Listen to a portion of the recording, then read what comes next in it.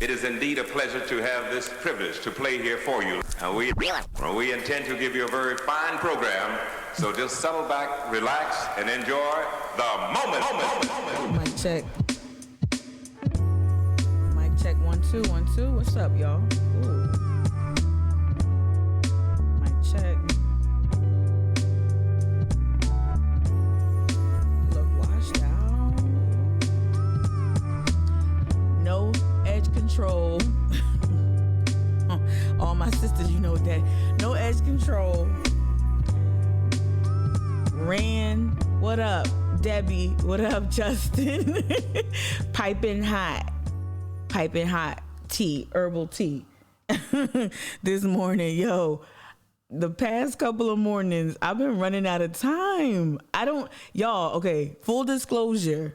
It's been like some real like busy energy, right? Good busy, right? This is what I manifested. This is what I journaled. This is what I prayed and meditated for. I wanted to be busy doing things like building out this thing called Charleston Activist Network Media LLC, fundraiser, other work, FOGC work, the lawsuit. I updated y'all yesterday on that. Organizing on the ground, trying to connect with residents. A lot of folks dealing with COVID. It's just been like all this type of energy, like good energy, the COVID, Omicron energy. A lot of my friends are being impacted by loss. Just a lot going on. And I'm not going to like bring it down to like, this is not that, but I've been running out of time trying to balance all those things, being late to meetings, being no-show to some meetings. It's been a lot. So I want to acknowledge that. And then this topic today, we're going to talk about Southern charm. My gag reflex already is like, but this is the kind of conversation I really been trying to have about Southern charm, and I found the word power through some other content that I've enjoyed so much during the pandemic. Ever since I moved into this space, I've been consuming a YouTube channel called The Financial Diet, and if you're not up on it, if you're not up on the TFD channel, get to it. I am on the older end. I am a geriatric millennial. I don't care what y'all say, 1980. I'm a geriatric millennial, okay? I don't care what nobody say. But anyway, the content is financial content, financial literacy, but from a very fresh perspective, millennial, Gen Z type of financial analysis that really goes in, and it talks and Financial Diet talks about influencer culture and MLMs and reality television and Sex and the City and how that's distorted our relationship with money. It really does a really good job, and they have a really dope class and race analysis as part of their content. And it wasn't until I stumbled across a video that came out back in the spring. I came across a video more recently. You know how the algorithm on YouTube will play, will suggest things. And so the video just played automatically one day. I'm here and I'm like, oh shit, this is what I wanted to do. This is what I wanted to talk about when it comes to Southern charm. Not just, of course I've got legitimate grievances. I've got, personality conflicts with some of the cast members, some of the ancillary cast members who are now primary cast members. I've got a lot of issues with the show. Y'all know it's well documented, literally well documented across the world in the tabloids. I ain't full of myself. Page 6. But that's well documented. But the conversation I really want to have, that I've been having for years about Black influencer culture here in Charleston with other Black people in the whole blogger world, that conversation I've been having via text, via DM, via FaceTime. Now I get to have it here a little bit more thoughtfully. I will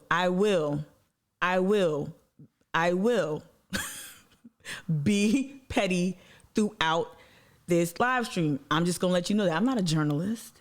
I'm a human being.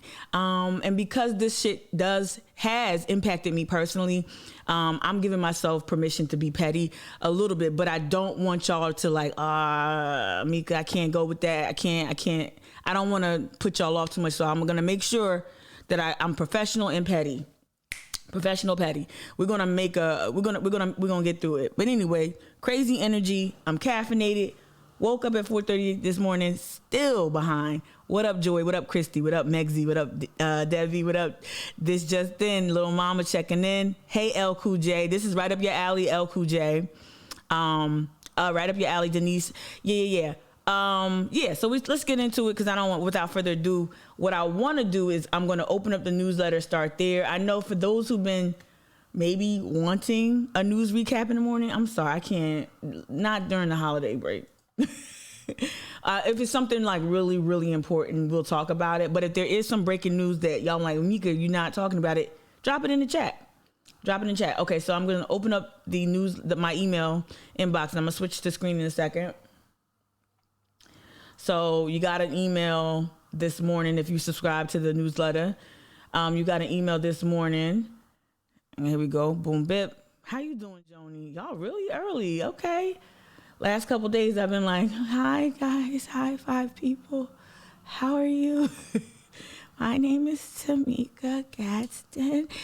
And that's how I felt like the last 2 mornings in the beginning. Like I'm giving a book report to like 2 people. All right, here we go. Can y'all tell I'm over-caffeinated?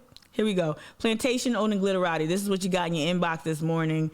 The thumbnail I created was really quick, but these are the main folks we're going to talk about. We will also be talking about very quickly and briefly discussing Todd Rutherford and Megan Pinckney, who are not pictured on the thumbnail, but it coincides with this class analysis that I'm going to try to make via the TFD content on YouTube, which again, that content is going to deal specifically with Bravo celebrities in the Real Housewives world. But we know that Southern Charm is Real Housewives adjacent in a lot of ways. And in a lot of ways, they run parallel. Like they achieve the same goals, right? They give you this highly unattainable lifestyle, right? They showcase that rather, and they don't really tell you about the means of income is like always hidden, and you don't really know too much about like how these people made their wealth or how they maintain their wealth. And but recently we've been seeing through reporting and through some of the content that's with the blogs, we're learning more about these Bravo celebrities and how they attain their wealth and how they attain or maintain a certain status, in society. Here in Charleston, though, one thing you can't ignore is that the planter class, descendants of those who owned enslaved Africans who were kidnapped and trafficked and exploited for their labor and other things, you cannot separate certain cast members' lineage and their heritage and its direct ties to their ancestors owning slaves and abusing slaves and exploiting slaves for labor, right? So that's the part that though a lot of folks have been having some of this conversation. Shout out Talk of Shame. A well-known commentator on TikTok. We'll get to her content as well. So a lot of folks have been having this conversation in bits and pieces, but hopefully y'all can participate here in the chat, or you can tune in, whatever you want to do later, comment, send me an email, DM, but let's continue to have this conversation, because I think what the media misses, they love the scandal, right? They love, she sent, Catherine sent, black activists, monkey emojis. They love that part. But we really don't dig deep as to how these people made their money. And while I don't have all the facts, I know enough. And so we'll just get to it. And not every cast member on Southern Charm has direct ties to a Calhoun, to a Pringle, to a Ravenel, to the planner class, but enough of them do. And a lot of what they traffic in on the show and showcase is directly tied to slavery, to the enslavement of Africans, right? So we're going to get into that. And then so what you see on the thumbnail too, you see 2 people of color. You have one black woman, Vanita Aspen, who's now, she has graduated for, just give her some applause. Oops. Vanita, and don't shade me for this picture. It's on the internet. It came out with some Southern Charm content. So Obviously, she took the picture and posted it somewhere for it to be captured, but I think it's perfect. It's a perfect selection for the role that she inevitably will be playing on Southern Charm. Yes, I'm here for all the smoke with Black and brown influencers who think this is a come up, and they are playing themselves, signing up to be high-paid janitors for a shitty show, and they know it's shitty, but they can't get on any other reality shows. They can't make their own, so this is the way they're going to do it. So we're going to also talk about the cost for Black people, brown people, less about Leva. We know how Leva and her husband make their money. I think that's pretty well known, and I think her complicity to participate in this show, and also her classlessness as it pertains to my issue with the show, her classlessness, what she demonstrated to me personally, we well documented, but we'll get into that. I'm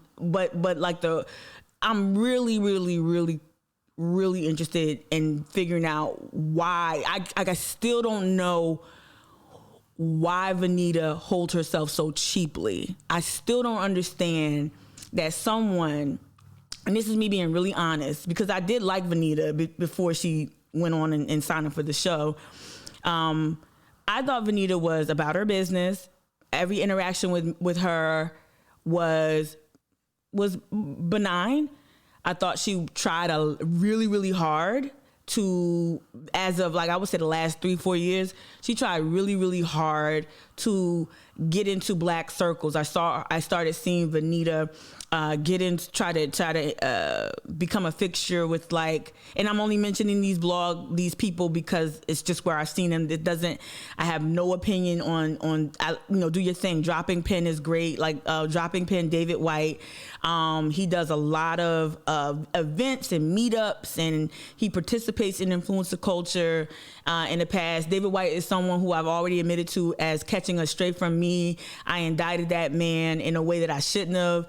While he does, I think, participate in some things that are not necessarily great for the health of Black Charlestonians, I think he does it from a purely positive place.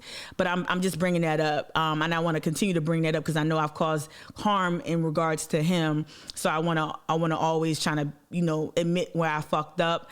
So, but anyway, David White, Dropping Pen, I remember seeing this a couple years ago when I was on OM specifically. He would have these events, and then I start seeing Venita pop up, and I'm like, damn, Venita's at a Black event. She's not just in Mount Pleasant at like a juice bar or a yoga studio, Pilates. I'm like, this is interesting. So I was like, well, maybe she's really trying to, maybe this was a good faith effort of her trying to, strike a better balance with her image. She's a Black woman, like, and she had all those followers, and she's gorgeous, and she's really good at modeling. You see her in ads and whatnot. Anyway, so I would see her there, and then I used to be a social media manager for a prominent local artist. And while I will not betray too many confidences because I was serving in a professional capacity, I will suffice it to say I saw Venita demonstrate an unbelievable eagerness to get the attention of a certain person. And now in retrospect, I see that she was trying to cast perhaps a partner for a storyline. And so seeing that eagerness to constantly, hey, I got this +1, and she would send and delete things, and I'll leave it there because I don't want to be too sloppy with that. But seeing how hungry she was to really build out this reality show persona, now it makes sense seeing that she signed up for one of the most toxic and racist reality shows. She willingly is participating in this really toxic white supremacist show. And I got you in the chat. I just want to stay focused a little bit with all this caffeine in me. But yeah, I just seeing that really, it was heartbreaking, but now it makes sense. Some people don't have some people's price is very low. And even if you get 50,000, 100,000, 200,000 followers after being on Southern Charm, to me, knowing what's at the bedrock of that show, what's at the foundation of the show is the planner class and the descendants of the planner class, showing off their wealth and all these other things, and unattainable weight, like dress sizes, unattainable lifestyles and trips. Knowing that that's at the bedrock of the show, and then you just wanting to be on there by any means necessary, really, to me, demonstrates a lack of of pride. And I think that it's no secret, if you're Black and in Charleston, we've had these conversations about certain influencers not really fitting in with Black culture per se, not really being rooted in Gullah Geechee, or not really having an authentic relationship with Black culture, then trying to leverage race, but only trying to leverage race to get access to white proximity. Does that sound crazy? That sounds weird, but that's exactly what happens. So now Vanita more than ever is leveraging the race card, and I hate using that term, but that's what she's doing. She's leveraging the scandal that involved me. She's leveraging the scandal that is the Ravenels and the Catherine Dennises, and she's leveraging all of that to just to be the token on the show. And to me, that demonstrates a lack of pride in oneself. I don't know. I might be off. Let's see what's goody. All right, Joni, you dropped something in the chat. You says, Mika, I used to live around a bunch of Real Housewives of Atlanta cast members. 75% of the OG class had money through their husbands. Let me tell you, Joni, when I've had this conversation way before the monkey emojis, way before any of this bullshit, way before I even watched a millisecond of Southern Charm. I've not watched an entire episode to this day. I'm proud of that. But of course, in preparation for today's live stream, I've had to go down certain rabbit holes that hopefully I can... fuck a vaccine. I'm gonna need some kind of other shot or some kind of shower after reading all this gibberish bullshit. But anyway, yeah, that's the conversation about that. Now you're talking about Real Housewives of Atlanta, which was predominantly Black, and the OG cast, save for one cast member. But that's the conversation I've had here with local. When I was a blogger, Pink Verbena, the best advice I got from a prominent Black blogger was like, don't try to keep up with white folk. There's no way you can keep up with 6th, 7th generation plantation money, right? That's one. And the other thing that a prominent Black blogger told me was that these women are able to achieve these lifestyles and take these pictures and have such high production values with their content because their husbands are wealthy. Their husbands are vice presidents or lawyers or doctors. And that's the truth. Like they didn't make the money. And we'll talk about the faux entrepreneurship that these reality shows tend to push a lot. And so like these fake storylines, like, oh, I'm opening my own business, outside of like Candy Burris and some people that we know is out here actually making money, starting businesses that are real brick and mortar business that you can go to, music that you can purchase, toys that you can purchase. Candy Burris, her candy adult toy stuff situation. Like outside of like a couple of them that have legitimate businesses, a lot of them have this fake entrepreneurship storyline to help help viewers reconcile, like, oh, that's how they afforded that trip. That's how they got to Abu Dhabi. Like, nah, not really. And Bravo be footing the bill for some of this shit too. So we'll get there, right? We'll get there. One rule I have for myself and for y'all is that while I will be petty, I will not be attacking anybody's personal appearance in terms of like what God gave them, stuff that they can't help. Like, I don't want to traffic in, like, I keep using that word, but I don't want to rebel in someone's like, Catherine Dennis. Yeah, we talked about the augmentation. We'll continue to talk about augmentation because that is a key component about keeping up with the owner class, right? So I will talk about augmentation, but I won't be attacking anyone's personal appearance. That's something I'm working on more. And there has been recent news around Catherine Dennis and hair loss, and I'm being dead ass serious. That is not funny to me. However she lost her hair, whether it was stress, whether it was going platinum blonde, whatever it was, it's not funny. But I do think it's worth talking about because, again, the pressure to keep up and to constantly step out and look different, look new, get all the treatments and the procedures, the billboards, all of that does factor in. So we'll talk about that culture of augmentation, but we won't be attacking anybody's appearance, especially something that like hair loss or something they can't change. But we will be talking about augmentation and changing appearances to help with a storyline. I think that's fair game. And I don't think that that's inappropriate, but I will be trying to keep it keep it a little cute when it comes to that shit. All right, so this is the news that I have opened up here. So we're going to hop into that ASAP. I know I've been talking for 22 minutes, but we're going to get there. But just a heads up. Tomorrow, what's up, Dr. Claude? Tomorrow, we'll be having the homies from Headspace Murals join the live stream. I'm so excited. So that means Mackenzie and Elliot. All right, Mackenzie and Elliot, my friends, will be here tomorrow during the live stream. They were key. They were very important to this fundraiser that just closed. They were, I couldn't have done it without their help. Elliot, the lead on art, even though Mackenzie is an artist too, and she's also, her artistic taste helped refine what we did. So I don't want to say that she's not an artist. She is very much an artist. They both are.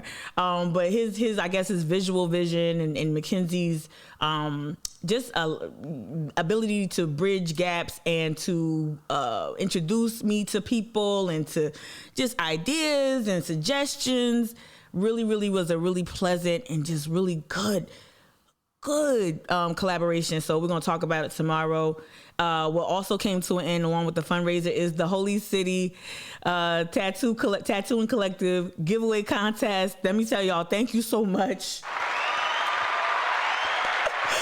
Some of them last minute entries came in and I'm like, well, thank you. It was really nice to get a flurry of donations. I was super excited. So today at 12 noon, I'll be taking my ass down the street a little bit and we're going to be picking the winner from, we're going to be drawing the winner.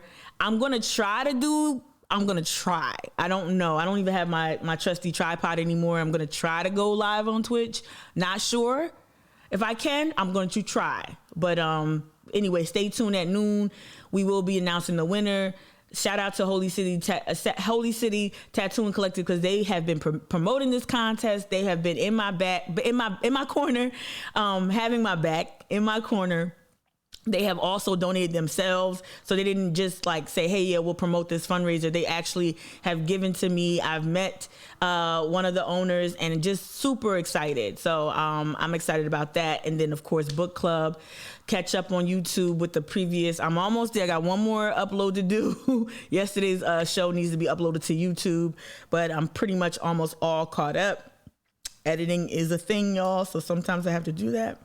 All right. But anyway, that is what we're going to be talking about today. Let me see what y'all saying in the chat. Nicole, again, I did a big old thing about Southern Charm just a couple of minutes ago. If y'all just joined, welcome.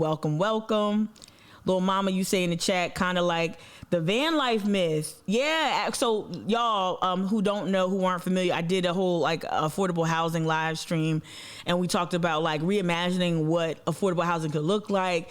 And we talked a lot about tiny homes and mobile living, living in a retrofitted van or a bus or a mobile tiny home, right? So that's when Nicole is talking about van life. That's kind of it, right? And I think, Nicole, you mentioned it at the time of the live stream that lifestyle, it looks like it's so glamorous, glamping, right? And half the time, that money it takes to live in a van is exorbitant. It takes money. It takes money, right? Yeah. All right. So, so kind of like that van life myth we're talking about, you already have to have money to move into a camper van and tour the U.S. Capitalism loves that anyone can do it. Yup. Pull yourself up by your bootstraps. Start your business out of your garage. We know all of that is a myth, like Amazon myth, Bill Gates myth. They got huge money. They benefited from having parents who were financially situated in a way to give money, right? Joy, you agree with Nicole. That's cool. Shout out to Nicole real quick. Had that ravioli last night. 2 kinds of cheeses, huh? Mozzarella, and ricotta. My fake Jersey Italian. You put 2 cheeses in there. That was delicious. You the real MVP. Shit, that shit was scrumdiddlyumptious. I call the sauce gravy. I don't know if y'all call it sauce. I call it gravy. The gravy was bomb too. So thank you, Nicole. All right, let's get to it. I got so many tabs up. Let's just get to it. Not to this. No. Not to my stuff. But yeah, please check out the YouTube. Yeah, so let's get to it. I'm going to start off again. the financial diet. This is the content I was consuming so much over the pandemic.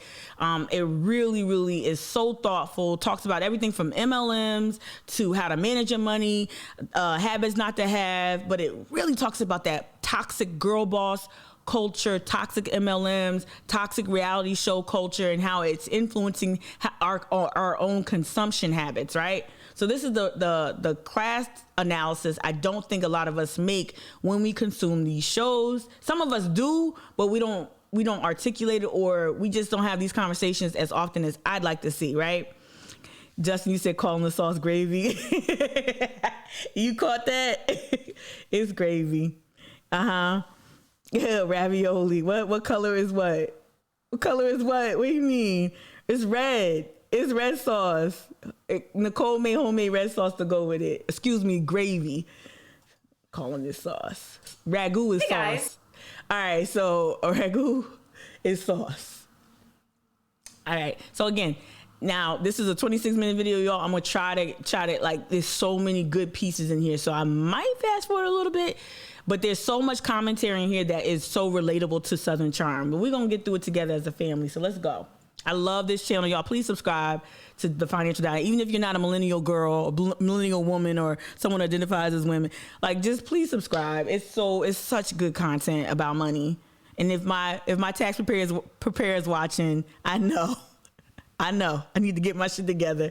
If I'm watching all this financial diet, I know if my tax preparer is watching, I got you. Hey guys, it's Chelsea from The Financial Diet, and this week I want to talk to you about one of my all-time favorite subjects to talk about in my personal life, which I am frankly thrilled to have an opportunity to talk about in the context of TFD, and that is the Bravo reality TV franchise, The Real Housewives.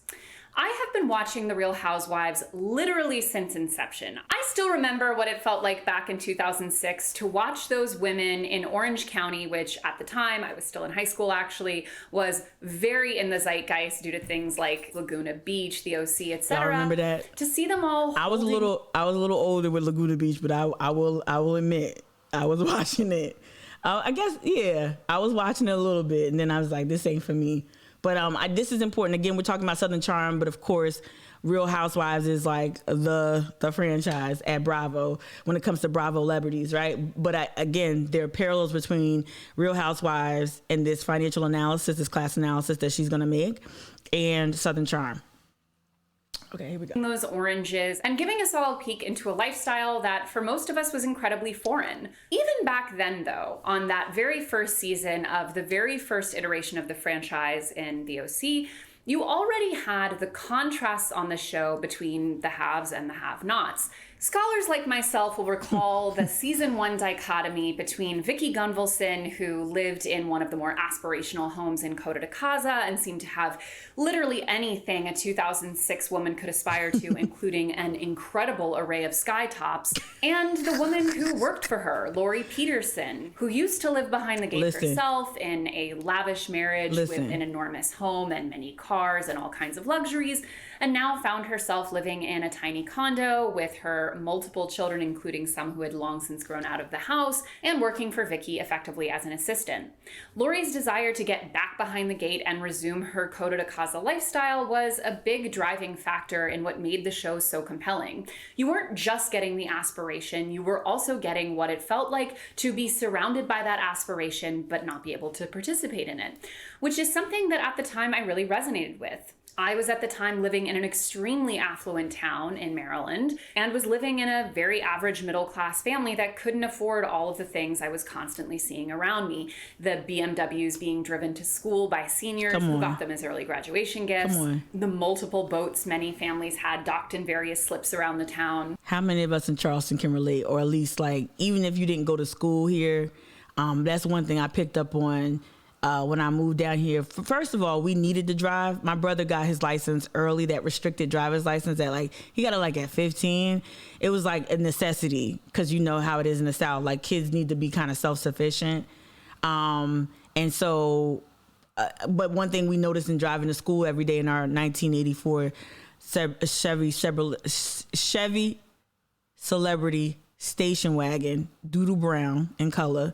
One thing we learned real quick was that, some folks got some money.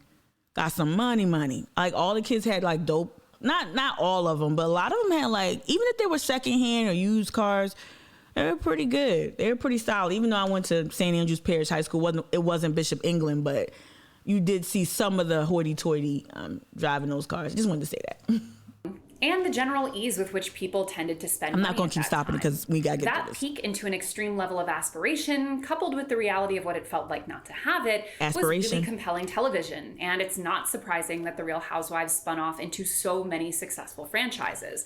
But as the years have gone on and the show has evolved along with it, we now finished up season 15 of that inaugural Real Housewives of Orange County. The show has simultaneously focused on more and more extreme levels of aspiration, coupled with the very harsh realities of what it means to achieve this aspiration through, let's just say, not super legitimate means. I'm thinking of things like the Giudices collectively spending about 5 years in prison, which was a big plot line on the show, followed by Joe getting deported back to Italy. And by the time this episode airs, the situation may have evolved even further, the current enormous scandal embroiling the Girardis. So we're going to get into that. So, like, not get into that, but the Girardis, you know, Erica Kane, or is it Erica Jane? What is her name? Whatever. Erica Kane is from All My Children. Erica Jane, whatever her name is, whatever. Her husband, the dude that was LA Law, defrauding the people he represented of millions just to furnish their lifestyle. And you'd be like, well, to me, what they got to do with Southern Charm, right? Right? But more on those things later. I got you. The point is, as the show has accelerated more and more of the aspiration, the desperation and often duplicitous means needed to keep up with that level of aspiration have followed suit and caused a ton of cognitive dissonance, both in the show and in the people who watch it, and even further on the culture at large, of which the show is both a reflection and an influence. And similarly, as the housewives barrel into aspiration and struggle to keep up with it, we find ourselves aiming for that aspiration in our culture while feeling all of the negative impacts of what it really takes to keep up with it, especially when you don't actually have the money. Okay. The Real Housewives franchise. What I will do is segue now to I'm gonna close out Headspace. To a headline. Now, again, this is not a regular cast member. But it's a great jumping off point. Yeah, it's a good. Y'all remember I live streamed about this too, and got pushback from the now wife, the then fiance of Ty Rutherford. Ty Rutherford is a very popular Democrat here in South Carolina. He's been behind some really great work too. He also represented Bree Newsom after she, ascended to the top of the flagpole to remove the Confederate flag before Nikki Haley got the fucking gumption to do it herself. But anyway, he's done great things. I think people don't understand that. I understand that, right? Okay, but when you're wrong, you're wrong. And you're wrong when you do things like try to get your girlfriend, to become a magistrate judge with no legal background or no law degree, no nothing. She's a beautiful girl, an influencer, a beauty queen. But it's not giving me magistrate. It's not giving me judicial. It's not giving me, so I don't understand why she would, what bona fides does she have to be a magistrate judge anyway? But the big story, Lee, was this. A top South Carolina Democrat sent $550,000, $500,000 to his mother-in-law's nonprofit. Right, you can trace this, track this. Shout out to y'all for using ProPublica tools to really trace the money, to follow the money in these nonprofits. But this has been widely reported by the state. He pissed somebody off because the state wrote about him like 3-4 times on this. So this was an example. You'd be like, well, Mika, who? Megan Pinckney. Megan Pinckney, his now wife, his then fiance. His wife, of course, is now, his ex-wife is currently the coroner of Richland County. Let me pull up this picture real quick just to refresh your memory. So here is the grossest picture, one of the grossest pictures from Southern Charm. This is when the women of color in this picture. So I forgot her name, but she's on Southern Charm. This is the chick from Gwen's. This is Benita Aspen. This is Leva Bonaparte. I'm not doing that on purpose. Y'all know me names. Sometimes some shit sticks, some stuff doesn't.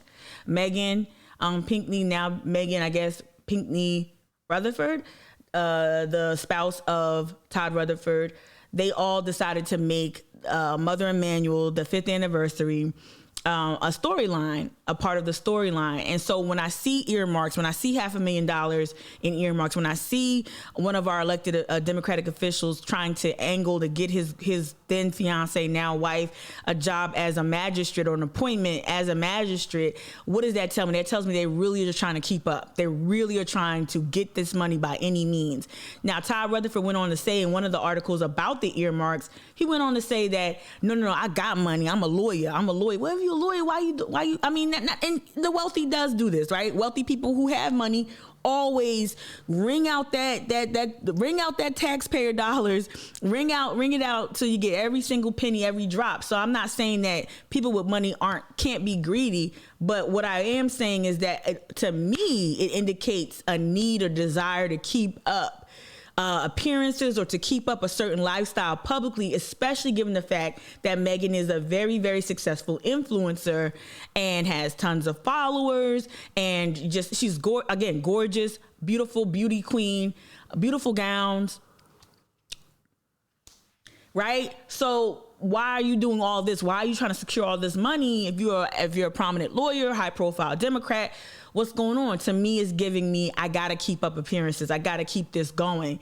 And also, too, what it shows me in why it's important to show this picture here specifically in its grossness is they're at an event. Shout out to Courtney Hicks. Shout out to Vanity Dieterville, shout out to Raven from New Moon Visuals. They were all there to document the cast of Southern Charm and the camera crew from Bravo/NBC Universal live to film an event at the base of the Calhoun Monument when they announced that the Calhoun Monument was coming down. Todd Rutherford brought his ass all the way down from Richland County because what do you you don't. Okay, so he came down from Richland County and he spoke at the dais. What does that tell me? That tells me that Megan pitched this scene to Bravo with the help of Leva, with the help of Vanita, and maybe whoever else is in this universe.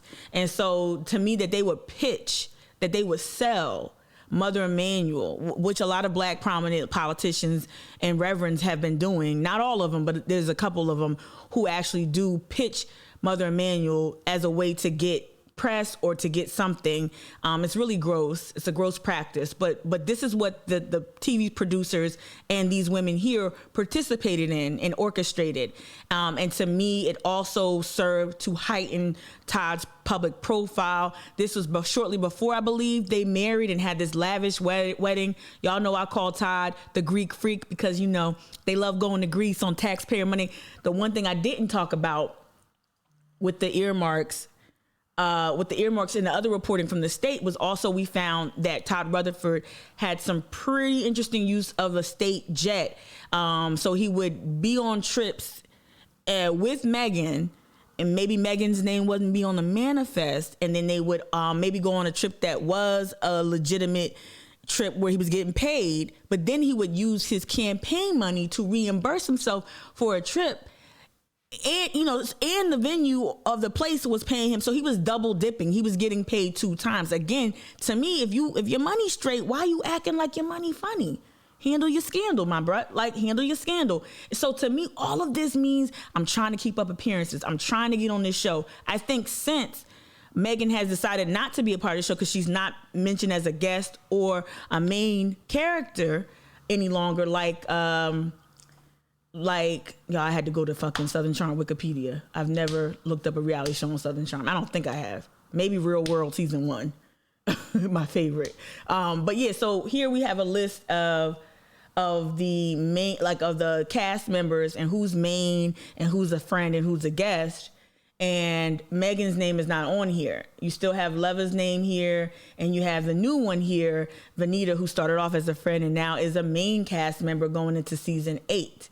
Right? I know somebody mentioned the seasons. Yeah, season 8. It's already been 8 seasons of this vile shit. But to me, all of this maneuvering and grabbing every penny and every dime from either the state or taxpayers, to me, It might not indicate that there's a financial need there, but it definitely does signal to me that you're trying to keep up with the owners. I mean, the Joneses.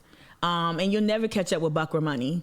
You'll never catch up with Buckra money. I really wish people would understand that the depths to which like this goes, right? Let me read the chat real quick.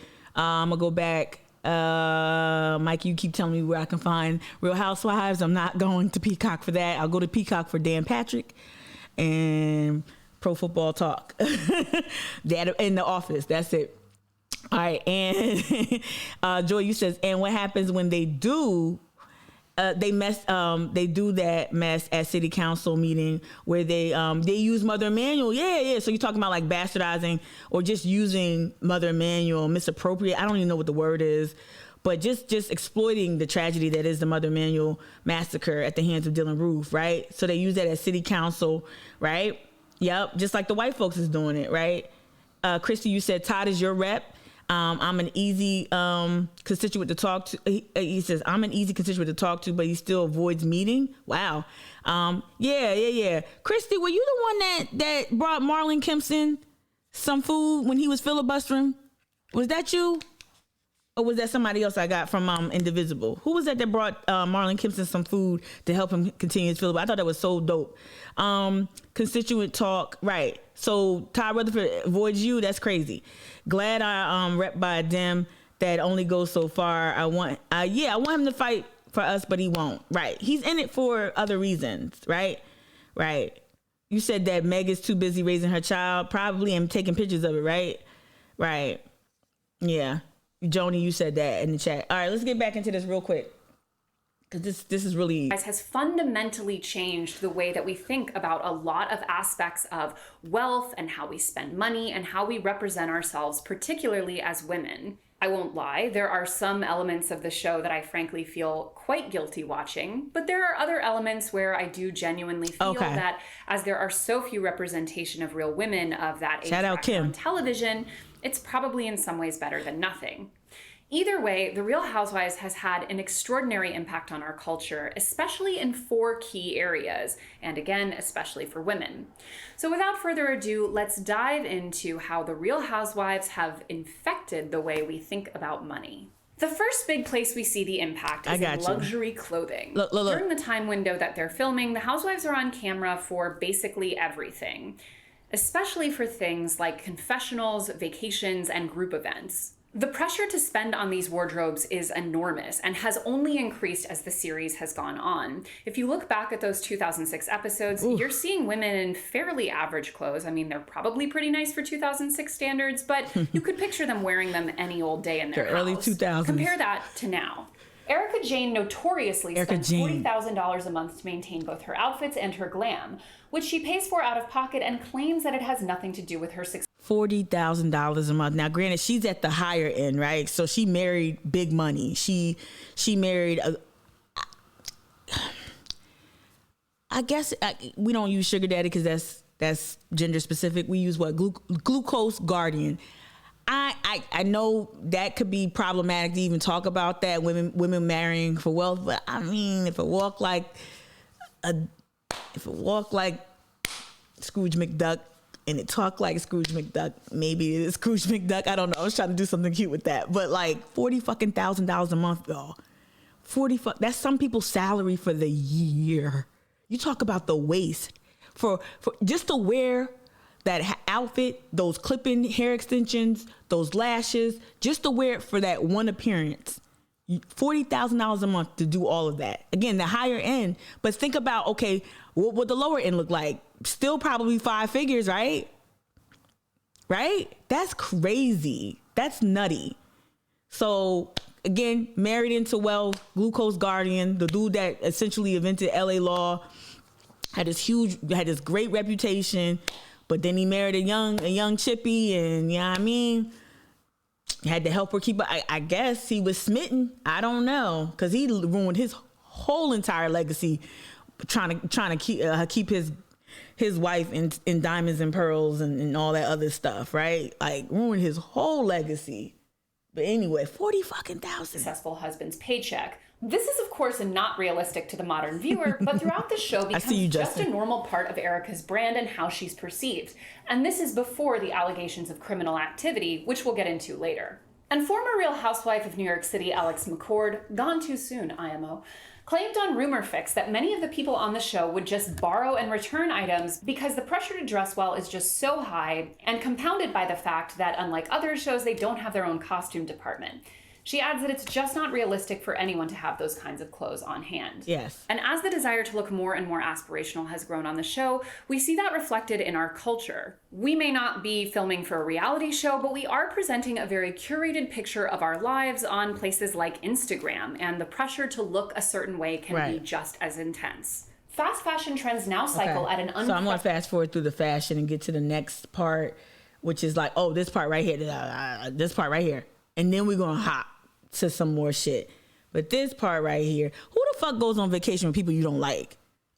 See the housewives. That sounds like hell.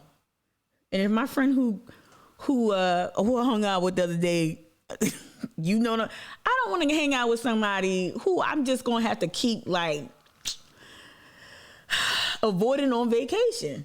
Outing, and is perhaps just a step ahead of it. Another area that we see the housewivesification of our culture, and again, especially when it comes to how we present ourselves on social media, is in vacations. Greek freak. When asked who pays for the famous housewives vacations, Andy Cohen has revealed to OK Magazine that Bravo does. And while in the earliest seasons these vacations may have been somewhat organic, as the show has progressed, they have become a very clear production tool. Right. Alex McCord, again, RIP, has spoken out saying typically if a trip is happening in the show and it's not season 1, it is put together by the producers. Right. Which brings us to perhaps the most famous and ostentatious example of how these trips warp our perception of reality. Come on. Given that they are being presented as something organically happening amongst the women. And I'm talking now, of course, about that famous Beverly Hills trip to Dubai, where the housewives stayed in the Royal Bridge Suite, which is priced at about $35,000 US Are you fucking serious? For a 924 square meter 3-bedroom suite. Okay, so again, I know I'm talking about Real Housewives, but this is y'all have seen some of the same shenanigans on Southern Charm. I'm gonna get through this. I'm gonna try to get through. Let me see if the next section was. I want to get to bad behavior and how it's rewarded, right? They did do. This is the part I'm skipping over the part about the fake entrepreneurship. If I have time, I'll go back to it. But I really, really like skinny girl margaritas and shit that didn't even have that much fewer calories as regular. Right here. Yeah, the working rich, right? All right, so I want to get through that. And I want to talk about the bad behavior, the scams. Because this is what I think, how I feel like if outside of the like there's real legal trouble on Southern Charm, right? We know Thomas Ravenel. We're going to get into that trigger content warning. We will be talking about sexual assault, sexual misconduct at the hands of Ravenel, who fucking tried to tweet me. And I got the screenshots for that. I uploaded it. So we'll get into that. But like, why? Like trying to get me roped into something. I knew they were filming when he added me. Like I knew it. Didn't even reply to it, but I screenshotted it and saved it. But anyway, let's get to the whole like acting bad, scammer part of it. Cause it's gotta be some scam. Gotta be some, like, it's no way you can keep that weight, keep that plastic surgery regimen or that esthetician situation straight. Those hair, those extensions, that coloring, makeup, lashes, gowns, house. There's no way they can keep up with that. Even as descendants of descendants of those who owned enslaved Africans, there's a lot. You cannot be Erica Janing it up like that without trying to cut corners and enlarge your riches, so to speak. So let me get to that part of the content. Every single season. Let's see. And it's likely because the Real Housewives really perpetuate a specific model referred to as the working rich. Look at this. These are people who do not have to work, literally could not work another day in their life in many cases, yet actually begin working more hours than average. It's probably a combination of addiction to work, addiction to the validation that increasing income provides, and being on the hamster wheel of an ever-inflating lifestyle. But it's interesting that this working rich behavior is not framed as a bad thing on the show. Many characters even famously and proudly state that they don't need to work, but choose to, because that's where they get most of their identification. And we see that the working rich phenomenon is something that is increasingly prevalent in our society. As wealth inequality has increased, so have the average hours that these super earners are working. Right. And as women make up a greater and greater part of the workforce, and one can only assume influenced by this heavy level of girl bossification, their numbers are spiraling upward too. And it's easy to see how a woman could get trapped in this cycle when it's such a huge part of her validation. They work hard because they think that what they're doing is never going to be enough. They're afraid a competitor will outpace them, or that they won't be able to create a return on a big investment. And this is seriously, this is what I see specifically. Oh, I don't want to say no names, but I see this with a lot of the people that I've already put on the thumbnail. You see them like they come from good money, like they should be. Like I would imagine the Catherine Calhoun Dennises of the world should be pretty straight, right? They probably not in the same situation as me.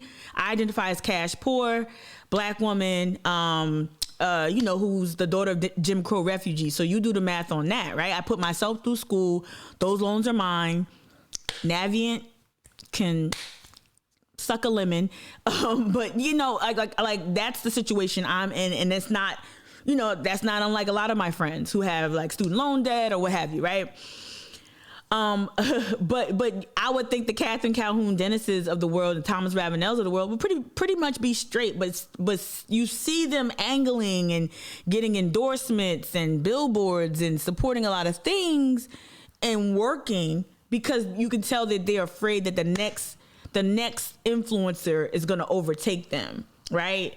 It's a very fucked up trick that capitalism plays. I want to get to the scandals.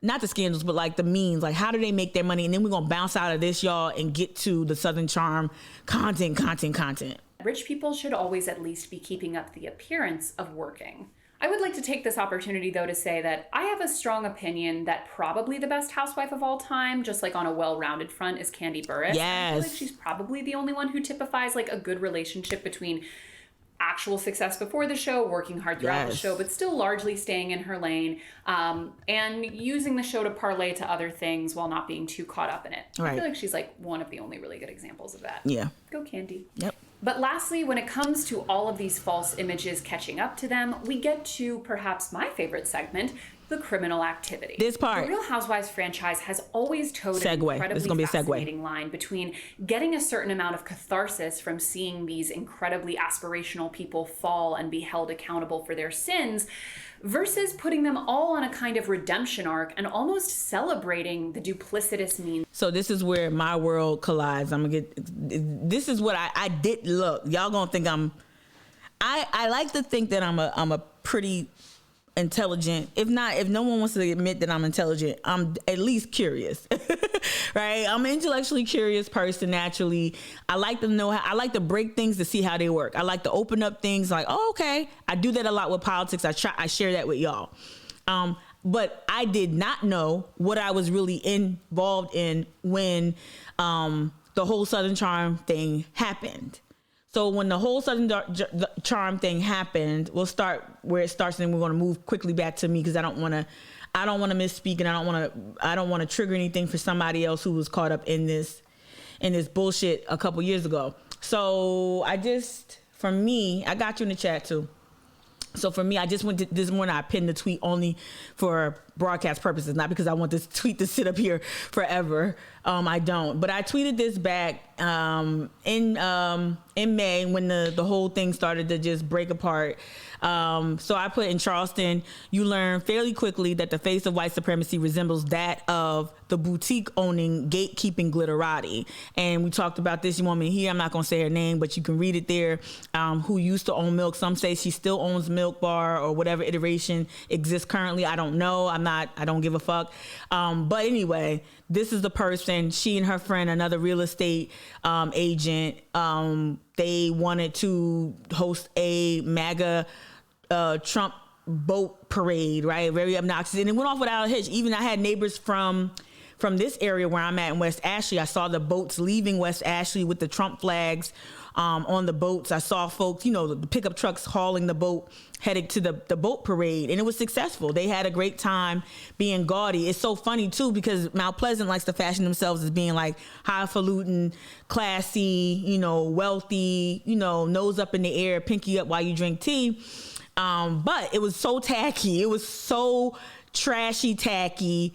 Trashy, tacky, but that's really the face of wealth here in Charleston. It's always been tacky. I think they like to sell a version of themselves that's not really in line with reality. They've always been gaudy and tacky, and have not that much taste. But anyway, so this is what started. I called this person out and her friends. It then started a whole onslaught of bullshit. I'm gonna go to my Google Drive real quick, and I finally had him in my phone, took him out my phone finally, and uploaded the screenshots. So once I started to call out the person orchestrating the boat parade, then Miss million followers or whatever, Catherine Calhoun Dennis started to just berate me, right? And I didn't respond for a minute, and then I just would just thumbs up. I would just like her shit just to like, okay. She was going off, calling me an L7 weenie. I don't even know what that means still. I guess that means I'm stupid. And then she sent, of course, the dun dun dun. Yeah, this is how serious I take this, monkey, right? She did that. You'll learn, like the threats right here. You'll learn. And I'm like, teach me. That part, I had to respond to that. All right, love and light, right? Isn't that cute? Monkey, love and light. You go from monkey to love and light. Why am I bringing this up after we just watched this bit about criminality? Now, while this wasn't criminal, this was really, really fucked up racist ass behavior, right? It was really, really, and what happened? I thought, oh, this is going to damage her. Because I slept on this. She sent me this at night, and I slept on it. She was coming to the defense of her friend at Milk Bar, and I said, okay, I'm gonna sleep tonight. When I got it, my heart jumped out my chest. My gut dropped, and I'm like, oh, shit. This person just literally called me a monkey. Slept on it, and then the next morning, I believe, or next day, I went public with what she sent me, right? I thought, took care of business, Mika. That's how you take out the trash. Go, Mika. You did it. You got her. You didn't even say anything. She can't screenshot you saying anything crazy. You got her. You got her. All you did was like give her a thumbs up, and she went off, right? And that wasn't even all of it. She sent me. Let me see. This one. Is this it? Yeah. She just kept going. Like it was a lot. It was a lot more than I even like released. Like she called me and the other and Peppy, we were harassing. We weren't harassing anybody. Even if she thought that okay, but she just kept sending me messages. Like she wanted me to respond, right? And so she kept tagging us and whatever and saying that this is what she said. She at one point she said that I gave her more followers, and that's what I didn't know. I didn't know that the bad behavior. I knew reality TV. I understood what it does. Did not know that you can call a black woman a monkey in Charleston, and that'll actually give you more, like claim more status or more time on camera. I don't know why I didn't do that math, but I didn't know. Okay, over here in the chat. Y'all talking about Mount Plastic. Over here in the chat, talking about Mount Plastic / Mount Pleasant. Trump aesthetic anyway. These folks, his core constituency, right. Just a bunch of local business owners. DJ Dr. Claus 77 said just a bunch of local business owner bullies. Right, exactly. Right. So I just thought but I thought it was like, oh, this is it. I thought I ethered her. No. You get rewarded for bad behavior on a reality TV show. I literally underestimated how it not only created a storyline and more screen time and a redemption arc for Catherine Calhoun Dennis, but it also created an entry point for Vanita, who was so thirsty to get on this. When I tell y'all again, I'm trying not to spill too much tea. I didn't screenshot anything while I was managing this person's social media. I would never do that. But I just remember how thirsty she was to get this person's attention and to try to turn that relationship, that friendship into a storyline. Like I saw how crazy it was, but then oh, white woman calls a black activist a monkey. Vanita and Megan was like, oh, that's our chance. And Leva, that's our chance. Oh, now we can be activists, and they're not. Just like the gowns they wear, just like the makeup, just like all of that. This was a costume. They don't give a fuck about racial equity. Vanita doesn't give a fuck about anything but followers, right? Almost quoted The Town, one of my favorite movies. I don't care how y'all feel about The Town, starring Ben Affleck and Jeremy Renner. I almost quoted it. Like, all you care about is Coke and Xbox. like Vanita, all you care about is Instagram and photo shoots, right? Right? You know, like, we remember you, Vanita, back in the day when you tried to, have events at DSW and nobody showed up. We remember. I was in the blogosphere. I remember. I used to blog too. I used to see it. Right? You used to pour so much into like a Lululemon collab, in Mount Pleasant. And I see it, and then you try to recruit black faces to make it look like you were, because you promised those companies and those organizations, you promised them diversity, and yet you forgot, oh shit, I'm not really in community with black people. So let me go ahead and hustle and get more black people to Mount Pleasant. Like, we seen it, but it took a monkey. That's the irony of it. It took a fucking monkey. It took a racial slur for Vanita to get on show. And for the fact that she, again, held herself and holds herself so cheaply that you're only on the show off the back of paying, like, someone else harming a black woman. You're only on the show when a descendant of fucking John C. Calhoun calls a black woman a monkey. That's the only reason why you're a primary figure on that show. That's it. That's the only reason. Right? Anyway, not criminal behavior, but bad behavior being rewarded. We'll follow a little bit more of this right here, this analysis, and then we'll hop out. That they used to get to their wealth.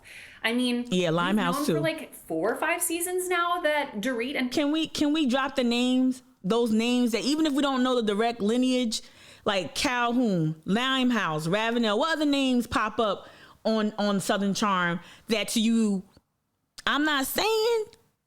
But I'm saying, like, how many names? Pringle, Calhoun, Limehouse, Ravenel. What else? Is there other names that popped up on there?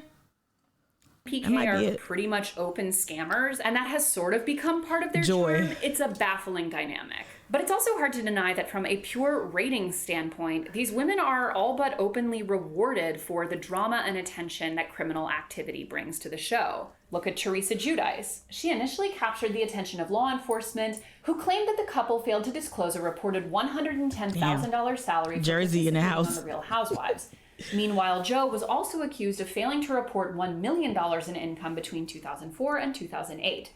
They were eventually indicted on federal fraud charges on July 29, 2013, and each released on... Even when this story was unfolding, I was not watching the Real Housewives of Jersey at this point. I did watch, like, the earlier seasons. Like, after Teresa, like, flipped the table, I started watching because I'm like, what the fuck is this? And then I'm like, okay, yeah, this is the part of Jersey that I'm not, of, but you're not. Yeah, I'm like, But anyway, like, even this, I said, oh, wow, this is the end for them. Nope. You got to understand. I had to understand that not only reality TV, but TV in general thrives off this shit. They know people want to watch the train wreck, so to speak. $500,000 bail. At the time, the couple's lawyers stated that the personalities would plead not guilty. And though these crimes did eventually lead to both Teresa and Joe going to jail, and Joe eventually being deported, much to the distress of their several daughters, it also proved to be incredibly lucrative and arguably beneficial to the Giudice family brand. Right. Teresa's book on the subject debuted at number 2 on the New York Times bestseller list. She has also been featured in every single season of The Real Housewives of New Jersey, including those since being released from prison, and has been the subject of innumerable specials and interviews all about her experience. Right. In fact, and I have to out myself here by saying that the New Jersey franchise has always been my least favorite because... Yeah, I know. Everybody shits on Jersey.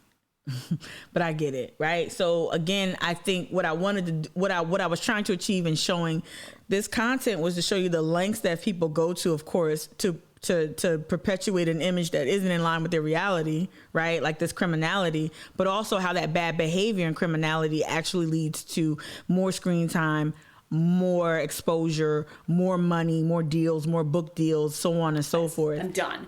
Anyway, to get into Erica Jane. I underestimated that. So I just want to play a little bit of the Erica Jane and her glucose guardian, Tom Girardi. I want to play a little bit of this because, again, not saying that I'm not alleging that Todd Rutherford engaged in illegal behavior, but I will say it's been thoroughly reported that Todd Rutherford had definitely approved earmarks that benefited him, his wife's mom directly. And of course he took, of course,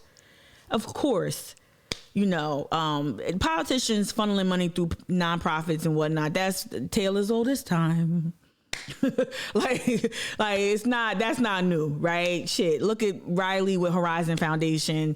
Well, that wasn't money, but that was him trying to literally develop parts of the city through some sort of shell organization. Shout out to the reporters I talked to last night about some other shenanigans. We will not go into that yet, but there's some other stuff going on. But people using nonprofits to get money is a real thing. It's unfortunate. But anyway, back to this Glucose Guardian, Tom Girardi, legend in the law game in LA. He risked it all just to keep his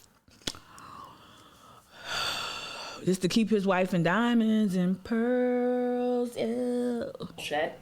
Erica Jane, real name Erica Girardi, has been in the news quite a bit recently, as it was revealed that Erica's husband, lawyer Tom Girardi, and owner of the Girardi Keese law firm, has embezzled money from settlements of victims that they have represented in lawsuits, allegedly, among many other alleged crimes. The list of shit that Tom Girardi is accused of is long, and the evidence that Erica was aware of. Right, so I'll hop out of that. Again, please, y'all, go please subscribe, watch this, the Financial Diet, tons of really dope financial content. They talk about things, like they make class analysis and spending habits. They make that conversation very relatable, very easy to understand. And like, you get it. Like you get like how consumption habits are shaped so much by popular culture, and you get it. So let's get back to Southern Charm specifically. And I'm gonna go back to one of the first people who started that got my attention, which was Kiki Monique, aka Talk of Shame on TikTok. She's also killing it on Instagram as well. Now, I don't consume her content regularly, but I will say that, especially during the Southern Charm bullshit, I was all up in there. She does a lot of reality stuff, y'all. A lot of reality commentary. Like y'all can see, I'm scrolling to get down to the years ago, the Southern Charm content. Here we go. I see when the font changes right here. But one thing, and she and I have spoken. She came on my Instagram live when this shit popped off. We talked about her content. She's really good at this, by the way. I'm not built for this. She is really, really good at churning out content and also offering up, I think, pretty solid analysis. I think she can go further sometimes, but that's just me being needy. I'm trying to get to the Southern Charm, where she started to talk about they were erasing Southern Charm episodes that dealt directly or talked about slavery or talked about plantations. I'm trying to get to it. God damn it. Okay, yeah, she talks about Pringle here. No. Let's go. Hold on. Beverly Hills Shake-Up, Southern Charm. Yup, Reunion. Hold on. We're getting there. Southern Charm Exposed. I want to get to the initial Southern Charm video where she talks. Here we go. Talked about removing episodes. Here we go. So I was watching something on Bravo a few years ago, and it was insane. And I went to talk to my friends about it, and none of them knew what I was talking about. So I went to search for it online later, and I couldn't find it. And I was like, am I crazy? Did I really hear that? I'm not crazy. I did hear it, and I think I've solved the mystery.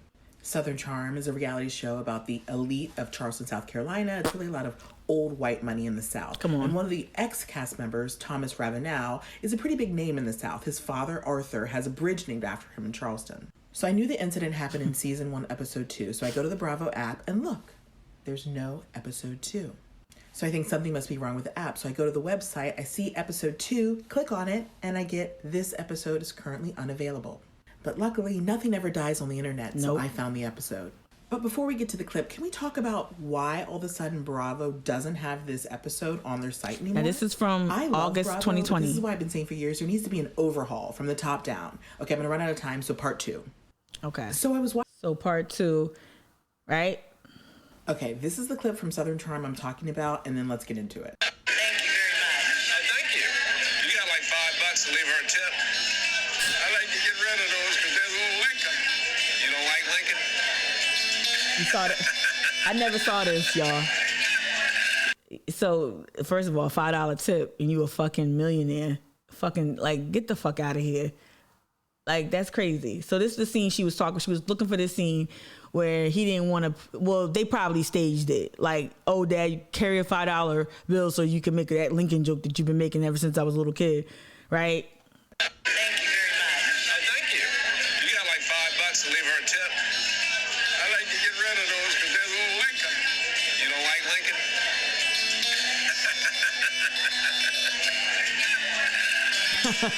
Did you see how he looked back at the camera and smirked?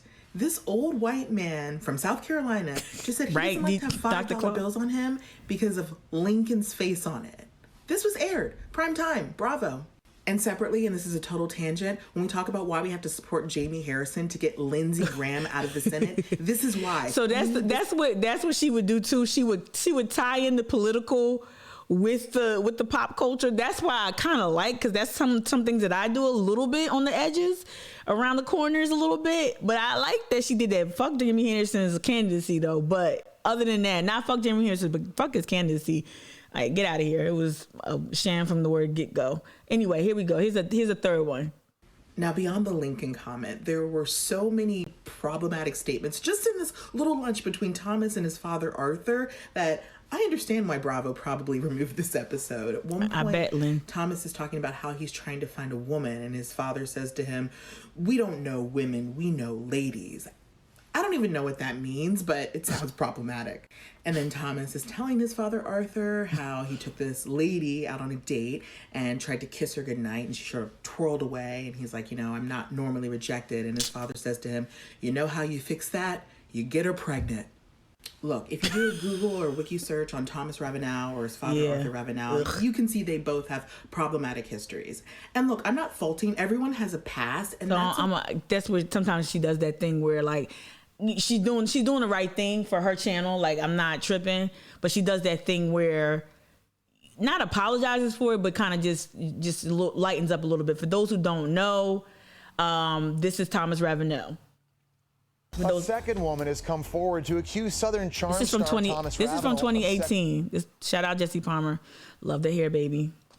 Like to see you in sports, though. I don't like to see you in reality TV. Like, nah. All right. Anyway, this is Thomas Ravenel. This is the second woman that came out. Sexual assault. Don Ledwell says learning that she was not alone Trigger warning. her to report what she describes as a violent, humiliating rape committed by the reality star. Now, in this Daily Mail TV exclusive, Dawn and her daughter Adara, who claims she saw her mother's bruises that night, are speaking out publicly for the first time. I was so humiliated, especially like when he was ripping my clothes off. So I'm gonna pause it real quick, right? She claims Southern because we got Thomas Ravenel and cocaine. Thomas Ravenel stepping down as what, treasurer of South Carolina. We've got all this shame associated with this guy, right? And no shade to anybody struggling with addiction, but you know what I'm trying to say. Caught out there with a lot of cocaine, like with the intent to distribute, signals that you got caught with wild bricks. You know what I mean? That's what it sounds like. So that's not necessarily addiction. That to me it suggests something else. So I'm not going to minimize the rape either. What I'm trying in using this bit of content, or this news reporting rather, what I'm trying to underscore is that this show is so rotten to the core. The fact that this person and Catherine Calhoun Dennis, right, and this person and his pappy, we saw how his pappy was acting and talking. Why the fuck, if you're a black person with any self-respect, why the fuck would you be on this show? That's just literally the question I ask myself, literally the question that I have to beg. Why would you sign up for this, right? And the fact that they brought him back, and they keep teasing and bringing him back, and they keep talking about him when he's not on the show, making him a storyline even when he's not a quote-unquote main character, is so problematic. And it's triggering to people who were his victims. Let me look at the chat real quick. D, last thing you wrote was, why can't we be a society where this type of behavior ends people's careers. And I'm not as an abolitionist. Like I'm with you on that. Like sometimes you deserve to just be quieted, right? To me, I'm not saying that your whole life you should be able to redeem yourself, but it shouldn't be through reality TV. Like I shouldn't know more about you. Go ahead and make go ahead, earn a living, do your thing. I'm not saying you should be locked under the jail, but go away. Go away. Like go away. Why do we keep seeing you? Why is this a storyline? Why do people think that this is something that you can go away once you do something this heinous? And I'm gonna let this play because we don't talk about it enough. Shout out to those who do talk about it. Anytime this man's name comes up, if you're not talking about the sexual assault allegations and him pleading guilty, then we ain't talking right. Charm reality star Thomas Ravenel attacked and brutally raped Dr. her Claw. while his own infant daughter slept in another room nearby. Disgusting. Don't he got custody of the kids Ledwell now? alleges it happened in January 2015, while Ravenel was separated from the baby's mother, Catherine Dennis. Ugh. And Ledwell served as the baby's nanny, a role of hers that fans know from Southern Charm. Is that her? He and Catherine had broken up. She looked different. And he asked me to babysit.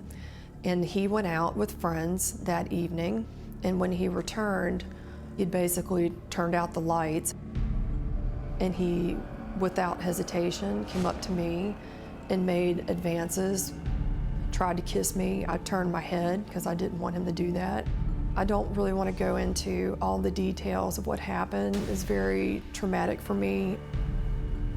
I was able to get out of there, but there's no words for what I felt at that time. Ledwell says she made it home, but was extremely late, which worried her family, especially her young daughter, who ran to her mother's side. She showed me where he had left scratches, marks around her neck and in between her thighs. It is, D. I admit it. It was just horrible to see my mother just attacked and used like that. It's been more than 3 years since the alleged attack. So why is Ledwell only coming forward now? Sexual assault that's and a dumb question. How victims handle that, you tend to blame yourself. You carry a lot of grief. There's a lot of shame. And as someone who is a sexual assault survivor of date rape,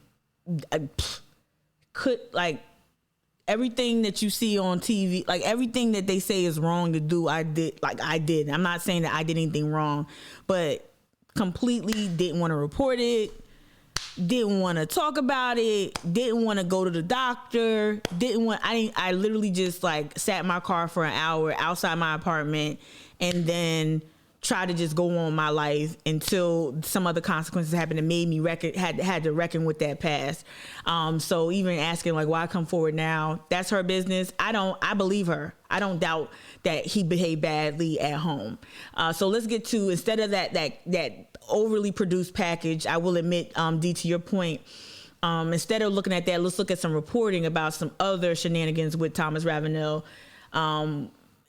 that made headlines, literal headlines here in South Carolina. Reality TV star and ex-South Carolina treasurer Thomas Ravenel has been fined $500 after taking a plea deal to charges he assaulted a former nanny. Ravenel was initially charged with misdemeanor second-degree assault and battery after the nanny said the former Southern Charm star dropped his pants and fondled her at his Charleston home in January of 2015.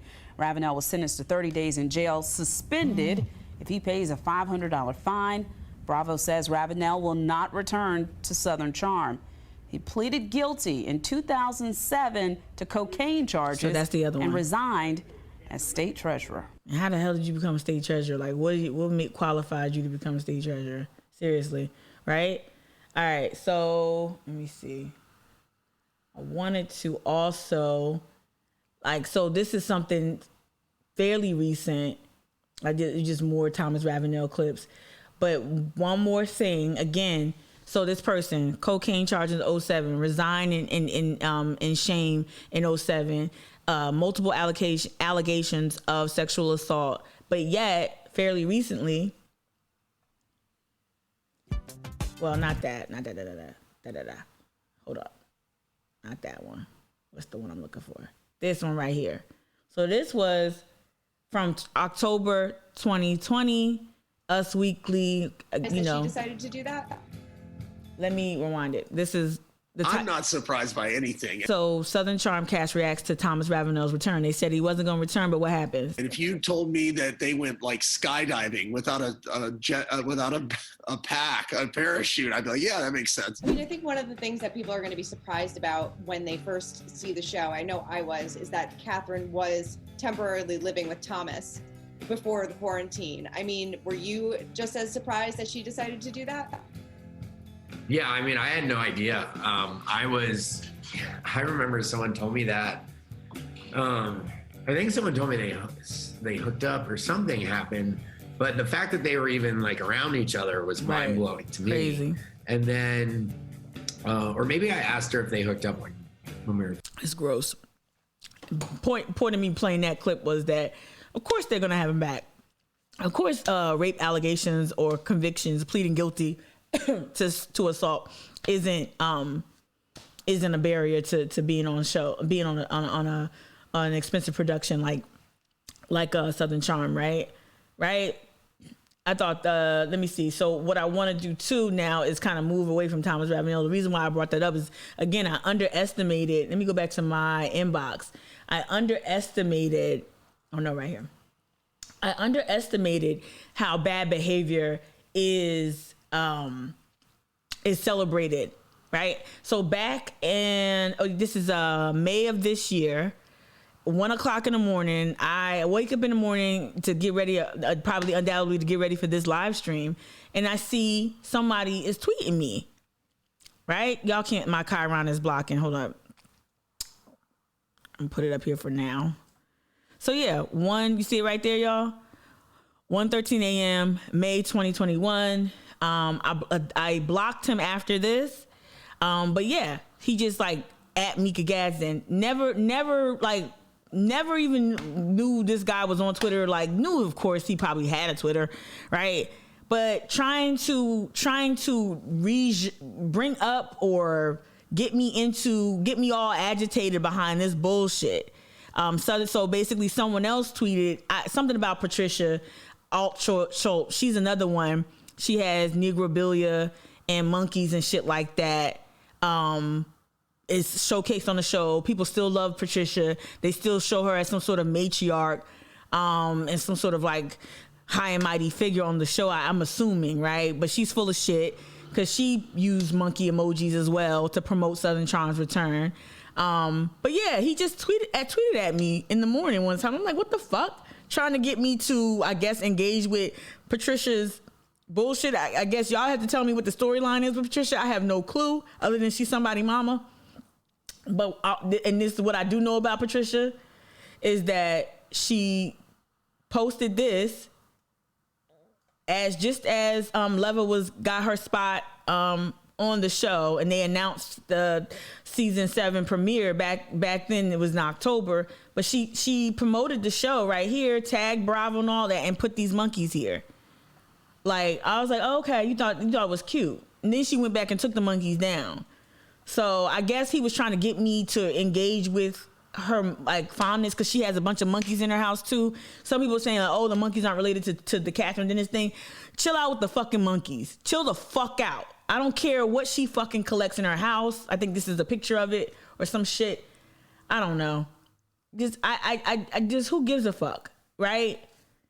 Chill out with the monkeys. Stop sending me fucking monkeys. Like, I remember taking a picture of it with my phone. I'm like, are you fucking serious? Right? This is me taking a picture of it on my monitor, like, before I screen grabbed it. It's just disgusting. So I guess he was trying to get me into that. I have no clue, but I blocked him. And you're a whole ass rapist. Don't fucking talk to me, right? So anyway, yeah, at 1 a.m., right? Negrobilia. What the fuck is negrobilia? Like, seriously. I've never heard that term, that phrase, whatever the fuck it is. I've never heard, like, a black historian's like, yeah, I've got this negrobilia. Maybe they do use it.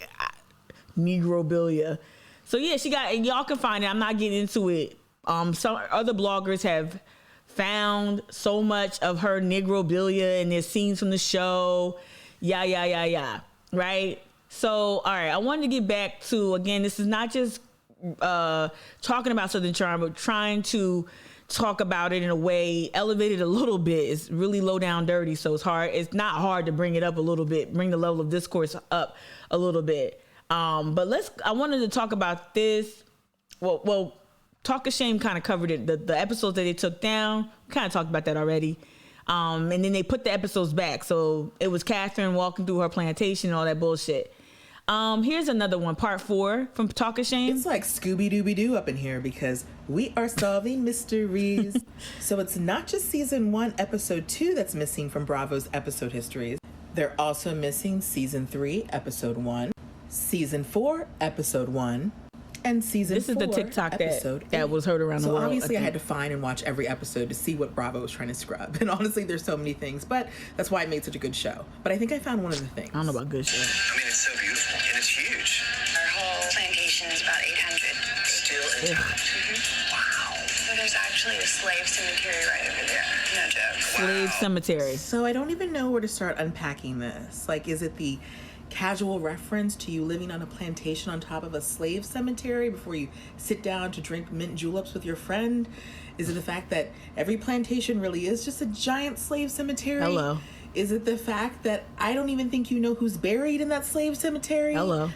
There's so many things. It's like Scooby-Dooby-Doo up in here because so that's like mystery. That's the TikTok that got me into, like, okay, so other people are talking about some of this blatantly just vile content, right?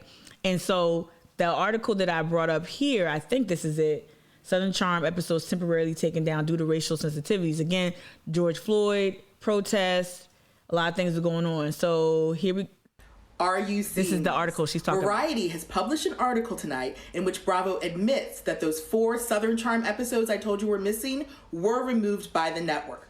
So I'll drop a link to the full article in my comments so you can read it in its entirety. But basically, with the Black Lives Matter movement at the forefront, a lot of media companies were reviewing some of their past episodes, Bravo being one of them. They saw these episodes and decided to remove them because of some racially charged moments within them. After reviewing the episodes, Bravo has decided to return 3 of the episodes to BravoTV.com and the Bravo app. But the one episode in season 3 where Catherine Dennis was giving a tour of her plantation will be edited, and that scene will be cut out when it's returned. But here's the thing. I don't want those scenes cut out. Should they have been glamorized when they were originally aired? No. Absolutely not. But now that we know better, we should all have to take a look at how this country was built, where old money really comes from. Okay, so that's going to lead me to the next part.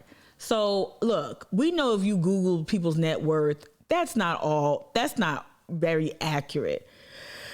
But we're going to Google people's net worth. We're going to take a look at the net worth and the roots of this money. So aside from the blatantly offensive premise of the show, which is the perpetuation of a lifestyle, the commodification of the antebellum South that is riddled with not just exploitation of Black labor and indigenous labor, but also this lifestyle that they are enjoying was achieved on the backs of on brutal murder, rape, family separation, lynching.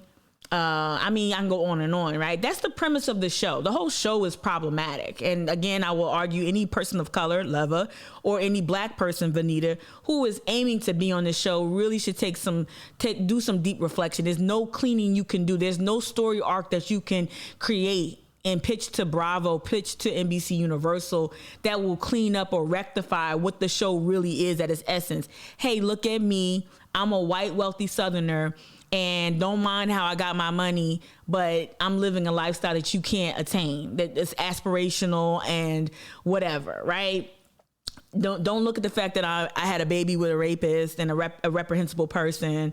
Don't look at the fact that, I'm touring the plantation and talking about slave cemeteries is just as casually as I talk about, the blouse that I picked out this week. Like just nonchalant about really, really, really vile subject matter. But they're selling an aspirational lifestyle, which is largely in line with Charleston's values, right? A lot of the wealth and whatnot is tourism, it's hospitality culture, it's marketed as such. So I don't know how to assess their wealth accurately. Again, we can talk about the names, the Pringles, the Calhouns, the Ravenels. We can talk about these names and we can link them directly to enslavers and colonizers who made their wealth here as planters.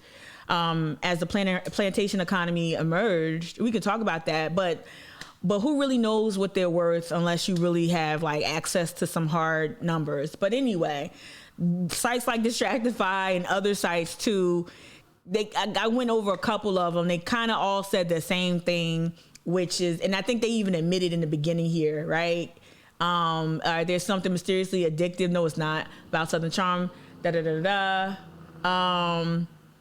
Charleston, South Carolina throws parties, becomes embroiled in feuds, and fall into and out of love with one another, all while living in fancy houses and pretty much just being rich and Southern. At one of the sites admitted, like, hey, the net worth.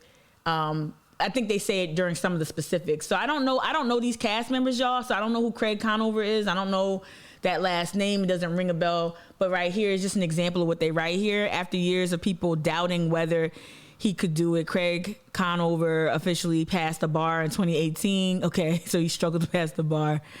Bringing in the cash. They said as a cast member here, he gets $25,000 per episode. That's a lot. That's a lot. And they say allegedly he's worth $500,000, $400,000.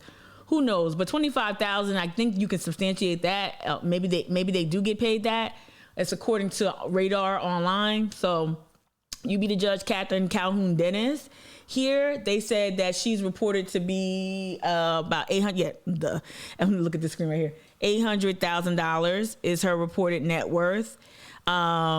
Someone said she worked as an ambassador for Gwen's. We know that no longer exists because of the whole monkey thing, but yada, yada, yada. When Gwen issued their comment about the monkey thing and distancing themselves from Catherine, they spelled my name all kinds of wrong. So whatever. This is, what's the Pringle dude, right? So this is John Pringle. That name rings bells immediately if you know anything about slave owners in this state. So it says that it says John comes from a long line of Southern families.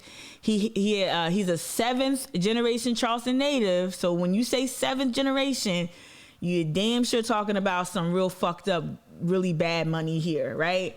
All right. So he's new to reality show, yada, yada, yada. Did we get his net worth? Nah. But anyway, he comes from 7 generations of Charleston wealth. I'm assuming that he's a descendant of John Pringle, right? The slave owner. Do I have that John Pringle? Let me see if I have that John Pringle.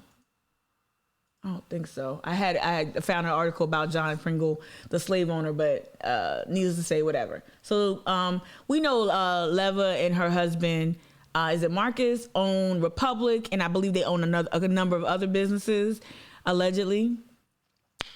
Some other businesses. I'm gonna leave it there. I'm gonna keep it cute. I don't want to get a lawsuit.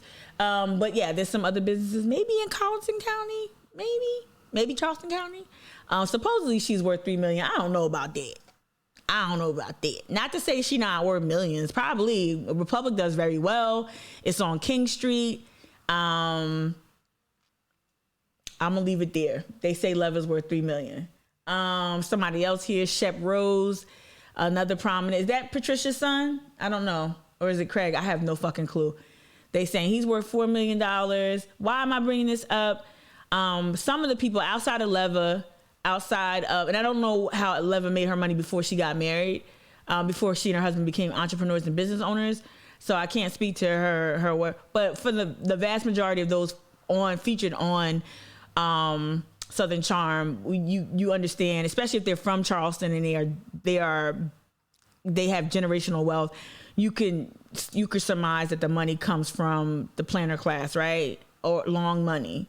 And I'm bringing it up because also it helps you remember that a lot of things that they're trafficking in is very, very expensive. So I don't even know how like a Veneta I don't know how Veneta can keep up appearances. For those wondering why I use the picture I did on my thumbnail of Veneta, I just Googled her name, literally Googled her name and hit the news tab, and this came up under the Decider.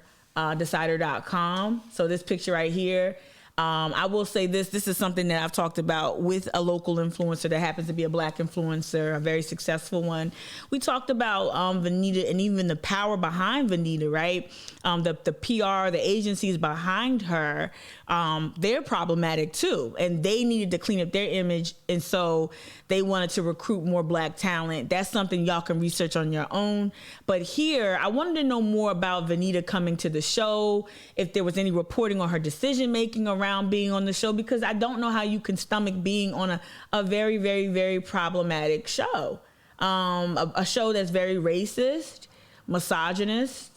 I don't know how you can do this. So this was written back in January of this year, January 14th, right? I'm not going to play the video. That's John Pringle right there, whatever. Southern Charm needed. So this is the narrative that I'm seeing a lot of people kind of lock into, that I think is problematic. Good morning, Saint Fasad. How you doing? This is the narrative that I think her team is trying to spin. And I've seen a lot of Black people who like reality shows, like who might watch Housewives and stuff like that. Present company included, y'all. I like some good reality TV here and there within reason. And I'm not above watching a minute or two of Real Housewives of like Atlanta or something like that. I'm not above that at all. Like, I'm not, whatever. Anyway, so there is a need. So this is where representation gets us fucked up. We think that any representation is good representation. That's how we got Kamala as vice president. Ugh, she's doing horribly, right? But representation at any cost is not good representation. But the narrative that PR agencies and the power behind Venita have been spinning is that Southern Charm needed Venita. So you've heard me say this many, many times in regard to Leva, Venita, and even Megan last season, that they are just high-priced janitors. And by that, I mean they're there to clean up the image of the show and of certain cast members like Catherine Calhoun Dennis.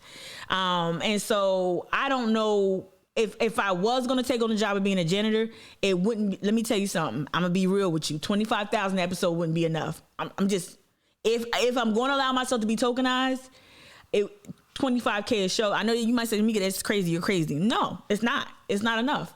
It's not enough to debase myself and to be on this show. They need you. They are a liability to you and your brand. But however, the calculation that Venita made, and probably a prudent calculation, given her value systems, is just more traction, more visibility, and not necessarily a moral conscious or any type of like justice or equity lens. Like, she doesn't have that, and that's okay.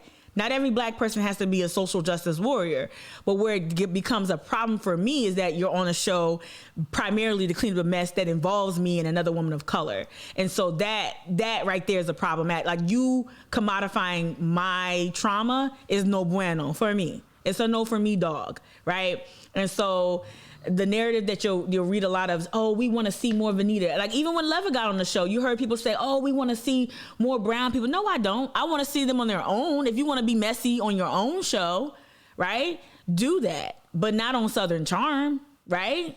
Right? Do your own thing. And you could argue that these women have enough means, have enough gumption. They have enough ambition, means, talent, and skill to launch their own effort. They don't have the courage and they don't have the moral clarity to launch their own endeavor. That's why they don't mind being a barnacle or a janitor on this sinking ass ship called fucking Southern Charm, right? They don't mind. So I'm not even gonna read this fucking article because it's dumb and they talk about Black Lives Matter. But the narrative is that Venita and any other person of color or Black person is coming in to be the magical Negro, zippity doo-dah, zippity yay, to clean up all the mess, Bagger Vance style. You know, think of all the magical Negroes in movies, Bagger Vance, Rudy, just think of all, like, the Help, all the Negroes that come in and, help save Whitey. Like, nah, I'm not doing that. And 25K episode, nah. What's the price? Like, there really is no price for me, but it ain't 25K if it was a price. I'm being dead ass. So yeah, that's the narrative behind that, and it's problematic because and so one thing that I heard, so when this stuff popped off and we learned that Venita was going to be on the show, and we saw Venita and Megan and Leva and the chick from Gwen's whose name escapes me, when we saw them at the ceremony announcing that the Calhoun Monument will come down, and they brought the NBC Universal camera crew to this Mother Emanuel 5th anniversary ceremony, I knew right then that there was no bar. Like, the bar was in hell in terms of how low would they go to commodify Black pain and trauma for a storyline to get on the show. And given how eager and desperate at sometimes Venita has seemed behind the scenes before I even, before we were not speaking, just seeing how ambitious and desperate she was to come up with a storyline that the producers would actually glom onto, it makes sense that they would just try to use this moment, commodify it. I want to go back to, I want to read something from my phone. Oh, well, actually, I copied and pasted it and emailed it to myself. It's something I sent Megan Pinckney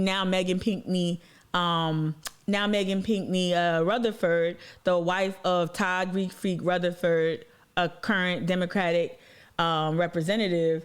I want to read a statement, something I sent to her that I actually forgot all about until this morning, until 5 fucking o'clock. Look, I sent this to myself at 6:29 a.m. I'm gonna make it a little larger because it looks like tiny.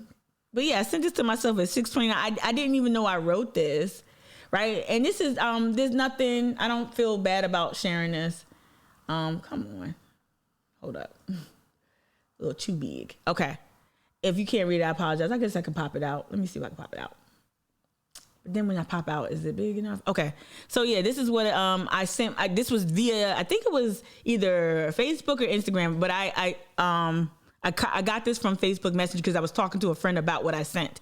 So this is what I sent to Megan when this shit popped out, because Megan was trying to be a peace broker, a broker of peace, right? A peacemaker. And I saw really quick, she was also like, what I did notice was something different from Venita, was that Megan was trying to kind of maybe be on the periphery a little bit because she had more to lose. She had a fiance at the time that was a sitting state rep, right? So there's more to lose there. There's more calculations to be made. And I think she and Todd and those looking at the movement around the magistrate nomination for her and looking at the earmarks to her mama, look like they had another entree to the highfalutin lifestyle. Like, they didn't need to go the Bravo route. But we'll see season 8 if Megan makes a cameo. We'll see. But this is what I sent Megan in real time. Megan, here's my stance on this Southern Charm issue. After coming to the defense of a local jewelry maker, a woman of color, who fell prey to a barrage of insults and antagonizing posts from a predominantly white, very wealthy, pro-Trump faction, I myself became the target of heinous race-based attacks, most notably from Catherine Calhoun Dennis, a featured personality on the Southern Charm reality show. After being ridiculed in a thread of direct messages on Instagram, ultimately being likened to a monkey, it became crystal clear that this show's reputation for being anti-Black, classist, ableist, and blatantly racist was well earned. All right, the news of Catherine's action received significant traction. Media outlets from around the world picked up the story. This is just me talking, y'all, in real time. I thought it was important to share, just so y'all know. All right, media outlets picked up the story from around the world. And to my surprise, they got many of the details right. Few exceptions here or there. All right, perhaps you read a couple of published articles, because Megan was trying to like, hey, let me tell you why we on this show. We're fighting for you. We're rooting for you. We were advocating for you. No. You can't advocate for me without me, baby. No, you can't. And I was like, no, pump your brakes. Catherine did not extend a thoughtful apology to me, I went on to say. Instead, she issued a PR statement that mimicked an apology. She also was able to maintain a role on the show, meaning that there was no real consequences for her action. I arrived at that conclusion, y'all, hella late. All right. One might argue that she's been rewarded for espousing such views about a Black woman. Fast forward to the 5th anniversary of the Mother Emanuel massacre and the press conference at the base of the horrific Calhoun Monument. I was crestfallen to see at least 2 Black women that I know, Megan being one of them, Venita being the other, 2 Black women that I know, albeit socially, flocked alongside an aspiring Southern Charm cast member. That's Miss Bonaparte, right? I was not alone in my disappointment. Shout out to all the Black women who held me down behind the scenes, who also echoed my concerns, right? So let me stop. Let me just read it, okay? Flocked alongside an aspiring Southern Charm cast member, Miss Bonaparte. I was not alone in my disappointment. I was also taken aback by the apparent involvement of Representative Rutherford, who I know to be a close acquaintance of yours. His involvement in mentioning of you by name at the press conference seemed far from coincidental. It was outright heavy-handed, y'all. Like, Ty Rutherford comes down from Richland County just for a photo op for the Bravo cameras, and he name checks Megan, who is not a prominent figure in Charleston's like politics or social justice, even though how many rooms did they try to cram her into? Like you know, when I went to the closed door Elizabeth Warren meeting, Megan was in there literally talking about lipstick in her engagement the whole time. I was ear hustling the whole time before Elizabeth Warren came in the room at the Marriott. The whole time was just talking about lipstick and engagement rings. That is it. I ear hustled the whole time. Seriously, not one fucking policy position, right? But they kept trying to shoehorn her in these rooms, and I think that's what Todd was trying to do. You can turn a beauty queen. I don't like to say turn. I don't like playing around with like hoe into a housewife. I don't like playing around with that statement. You can turn her into a housewife. You could turn her into anything you want. But like, come on, we're gonna have some questions if you're trying to turn her into a Politico or a magistrate judge. We're gonna push back, bruh.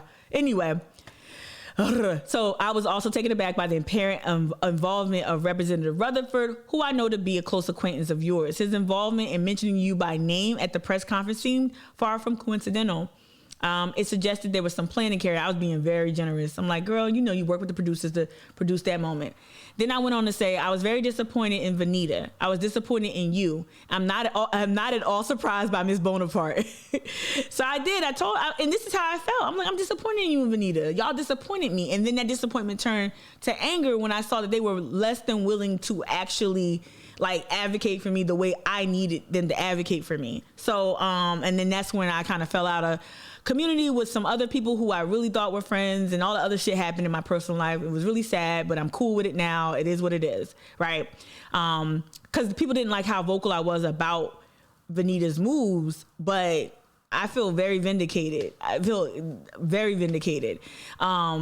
to paint me as a big black bully, and I'm like, nah, I'm just standing up for myself. I did not benefit from being called a monkey. They did. And if Vanita's making anywhere near $25,000 an episode, that's fucked up. Because I'm not saying I want that. I'm just saying that if she's making 5 figures per episode, apart from the $500 per episode that they usually give black people who come on as guests or friends, if she's making anything near that, that's an injustice to me. That's an injustice, because she's only on that show to clean up the reputation of these black people, the descendants of the slave owning planter class, right? So I was very disappointed. I expressed my disappointment to Megan. I will say Megan did call me. It was a very, very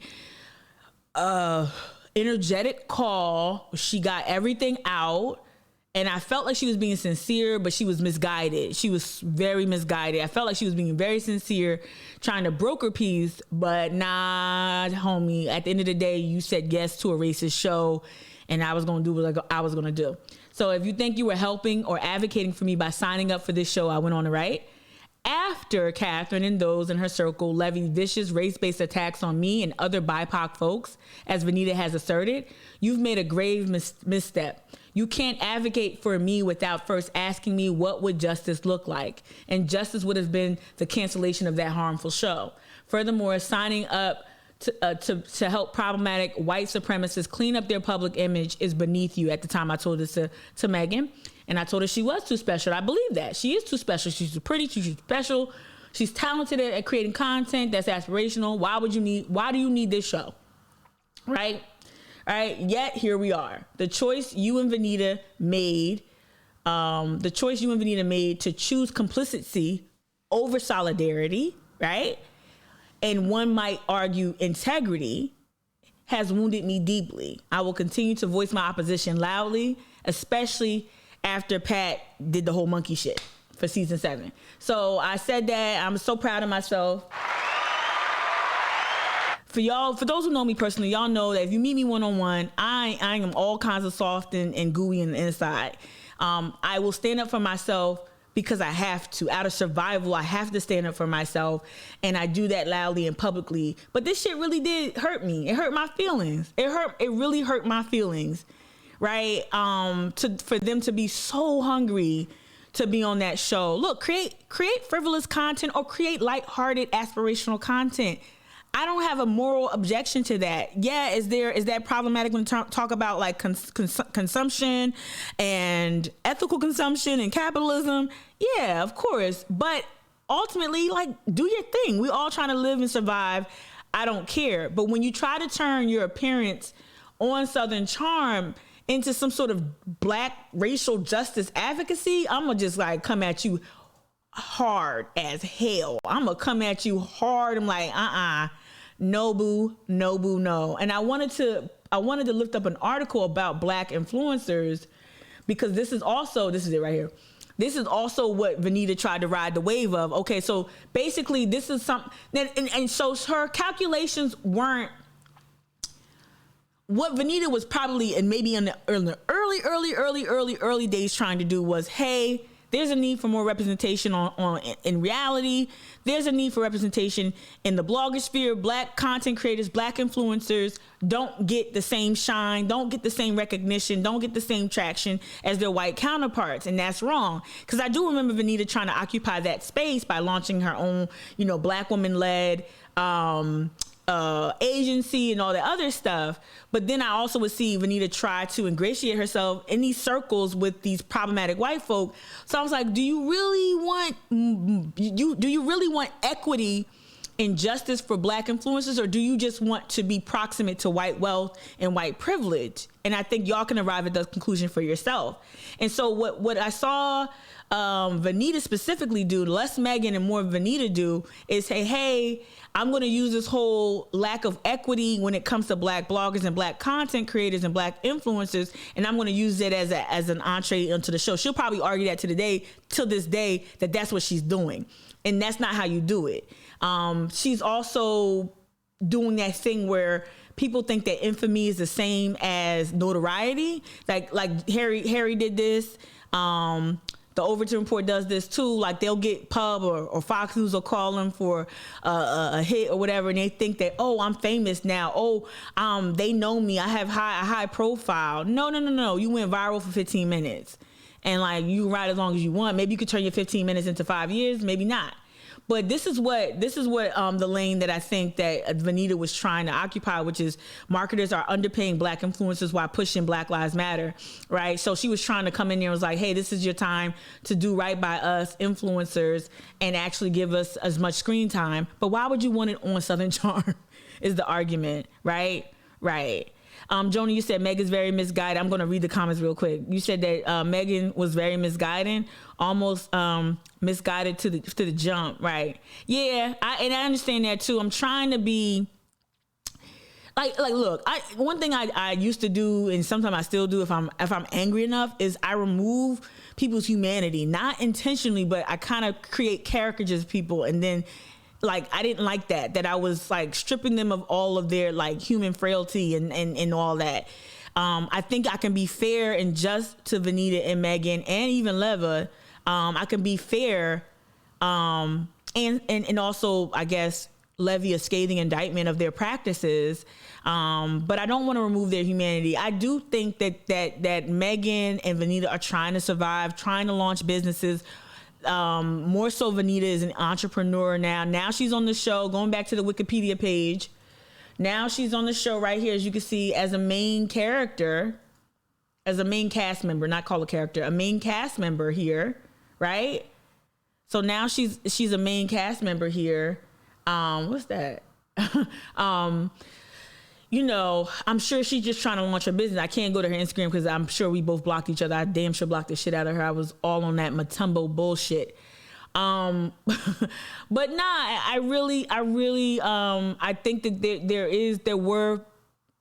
there were like career aspirations and it's hard. It's hard for me. Y'all, sometimes I only get like there was times at on radio where I didn't know if anybody was listening, right? The antenna wasn't that strong.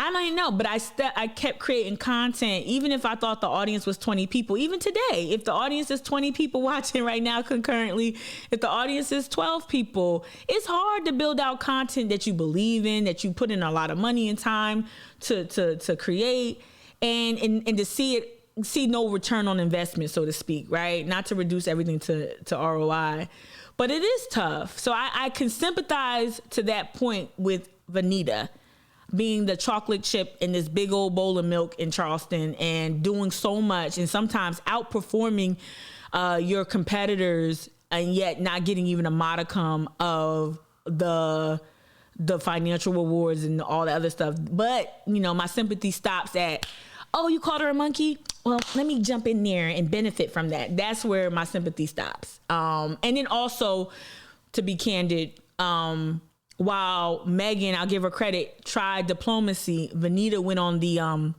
started calling people and saying, Mika's picking on me, make her stop. And that right there, girl, she does this doe-eye thing that all y'all fall for. And because she can make her eyes look sad, puppy doggy, and she's tiny, she's a grown-ass fucking woman. She's a grown-ass woman who made a number of deliberate choices, okay? Made a number of deliberate choices, and she chose complicity over solidarity, right? So let me take it off Vanita and Megan and then go back to this another what are they worth blog. I'm not gonna read that. Let's get back to Catherine and her dumb shit. So one thing I tweeted, and again, we're not attacking any personal appearances. That the reel I made was not necessarily like attacking her, what she looks like. I think Catherine Dennis is. I mean, I ain't into judging white women's looks like that. But all right, with makeup, with a full beat, she's cute, right? I know she's recently experienced hair loss. Not touching that. Don't think that's funny. I think it's sad. She attributes it to stress and the bleaching. I don't doubt that. As a black woman who's had a sister who tried to be fly, and I know how, you know, your hair can fall the fuck out your scalp if you try to go too blonde too hard. And we know how she went from, you know, this raven haired or, you know, red to not raven haired. She went from red to platinum blonde. I'm sure that didn't bode well, but I did of course comment on her pushing lip enhancements and lip injections while calling me a monkey. Yeah, we will talk about that, right? And again, we do know her. She's a descendant of Calhoun, and those genes ain't generous. And that's how I'll leave it at that. I'll leave it at that. But anyway, we're not touching that. But I wanted to get to other shenanigans with her involving her choice to couple with a black guy. I had so much up here. Well, we'll just go to the videos. I've been talking a lot. Let's go to the videos. So yeah, they broke up recently. They broke up, I think, in November during Meekmas. I don't know. But let's talk about this. Excuse me. Let's talk about this. Oh my gosh. So this is one of those videos where like it's just text. All right, so after more than a year of dating. I'm gonna go to my tweet in a second because that wasn't dating, that was casting. But okay. All right, after more than a year of dating Catherine Dennis and is it Caleb? Y'all keep me right. Is it Caleb or Kleb? I don't know. Ravenel have called it quits on their romance.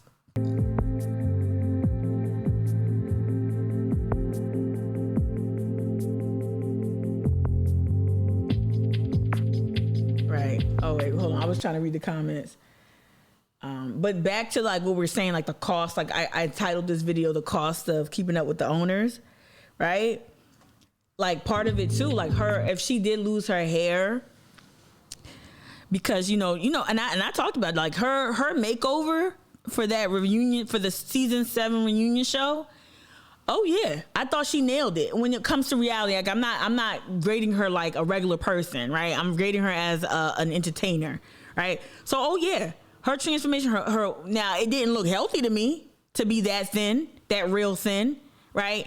And we know that her issues with addiction are well documented, you know, custody with the kids and all that's been complicated by her addiction. So again, not even poking at that. That's not funny. That's not fodder for any of this commentary. But yeah, when she came out, I wasn't celebrating, oh, she's so thin, she looks pretty. I was like, oh, this is what they do. They come out, they lose a lot of weight. We don't know how. We never know how. Not really, right? They change up the hair. The gowns are hella expensive, probably 5 figures, easy, right? They got a whole glam squad on deck. She killed it. I'm willing to bet that the season 8 finale filming, we're gonna see Leva step it the fuck up, cause that mariachi emoji shit was not it. It wasn't. She's a beautiful woman. There's enough things to critique Leva on, and beauty is not it. Like, she's gorgeous. She's gorgeous. But that mariachi bullshit, and I don't mean mariachi in a negative, like, I just mean that whatever that was not it. It wasn't. No shade to mariachis or whatever that emoji is with the woman in the, like that. I don't know what that was. That Dancing with the Stars meets gala meets matronly. It's a no for me, dog. But anyway, Catherine, the reason why I went on that rant just now was because I felt like there was pressure for Catherine to show up and look a certain way and to win the reunion, right? Reunions are largely about creating these like snippets and creating these sound bites that just go viral. And so I think Catherine did it. I think she looked like she was very animated. I don't want to allege anything, but she looked very animated, very hyper, arms and weight, like jumping in her seat and and for her to just steamroll Leva, who had supposedly had the moral high ground, was just like hard to watch. Like, damn, how you fumble that? She called a whole black woman a racist and she won the reunion. That's crazy. But that also shows me that Leva wasn't really built like that. That she needed more reps with the A squad. She needed more reps with the starting lineup.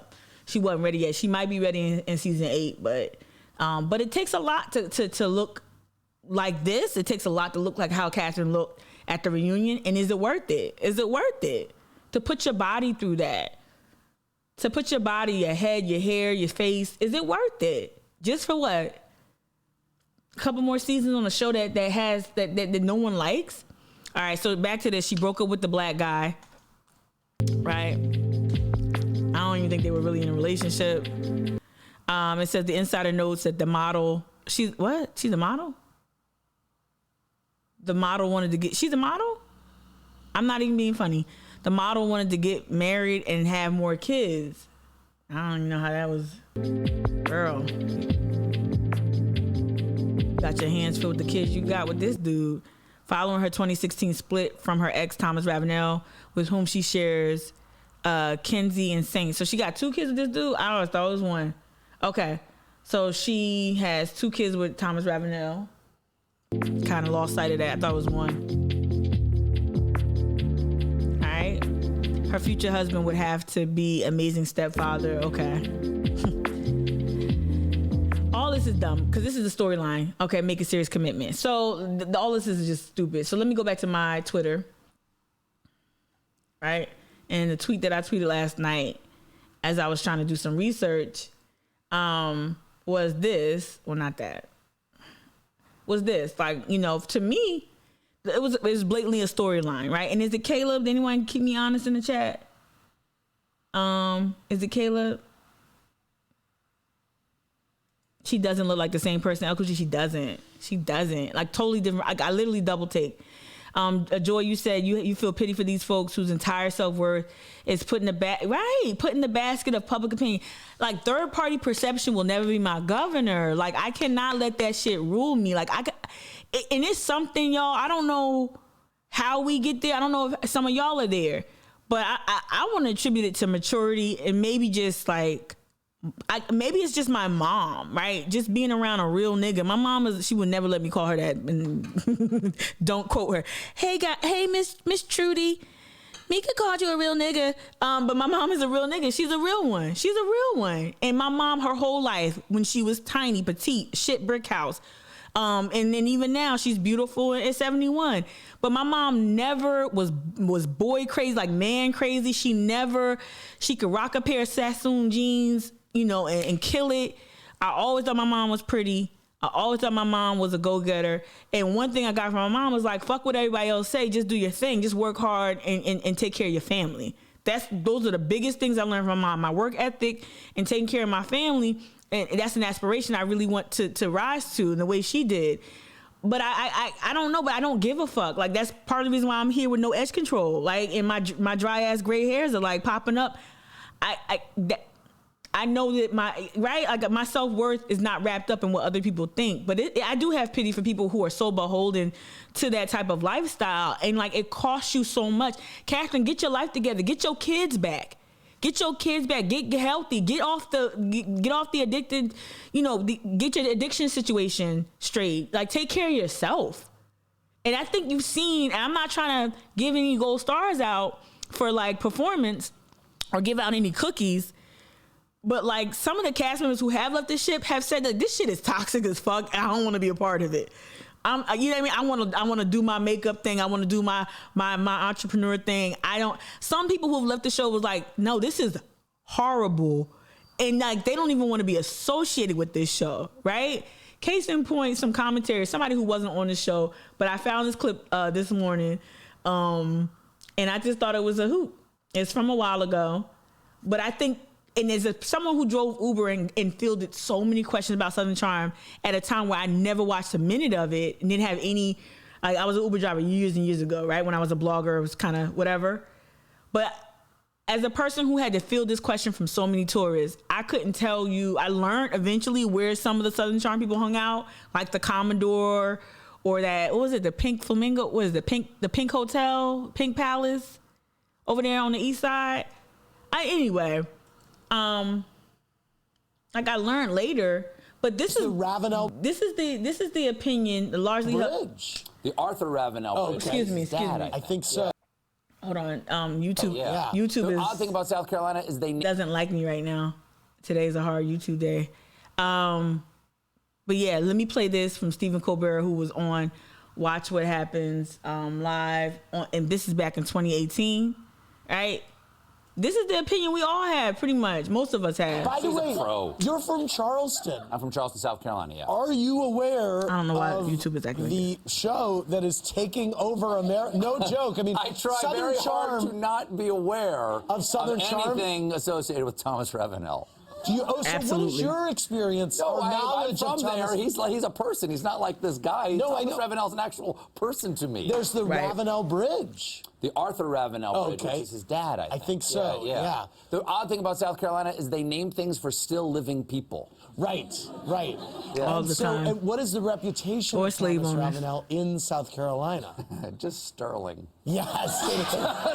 Absolutely. Sterling silver. And what was your reaction when you found out, he's on a Bravo reality show? Well, the entire thing was depressing to me. Right.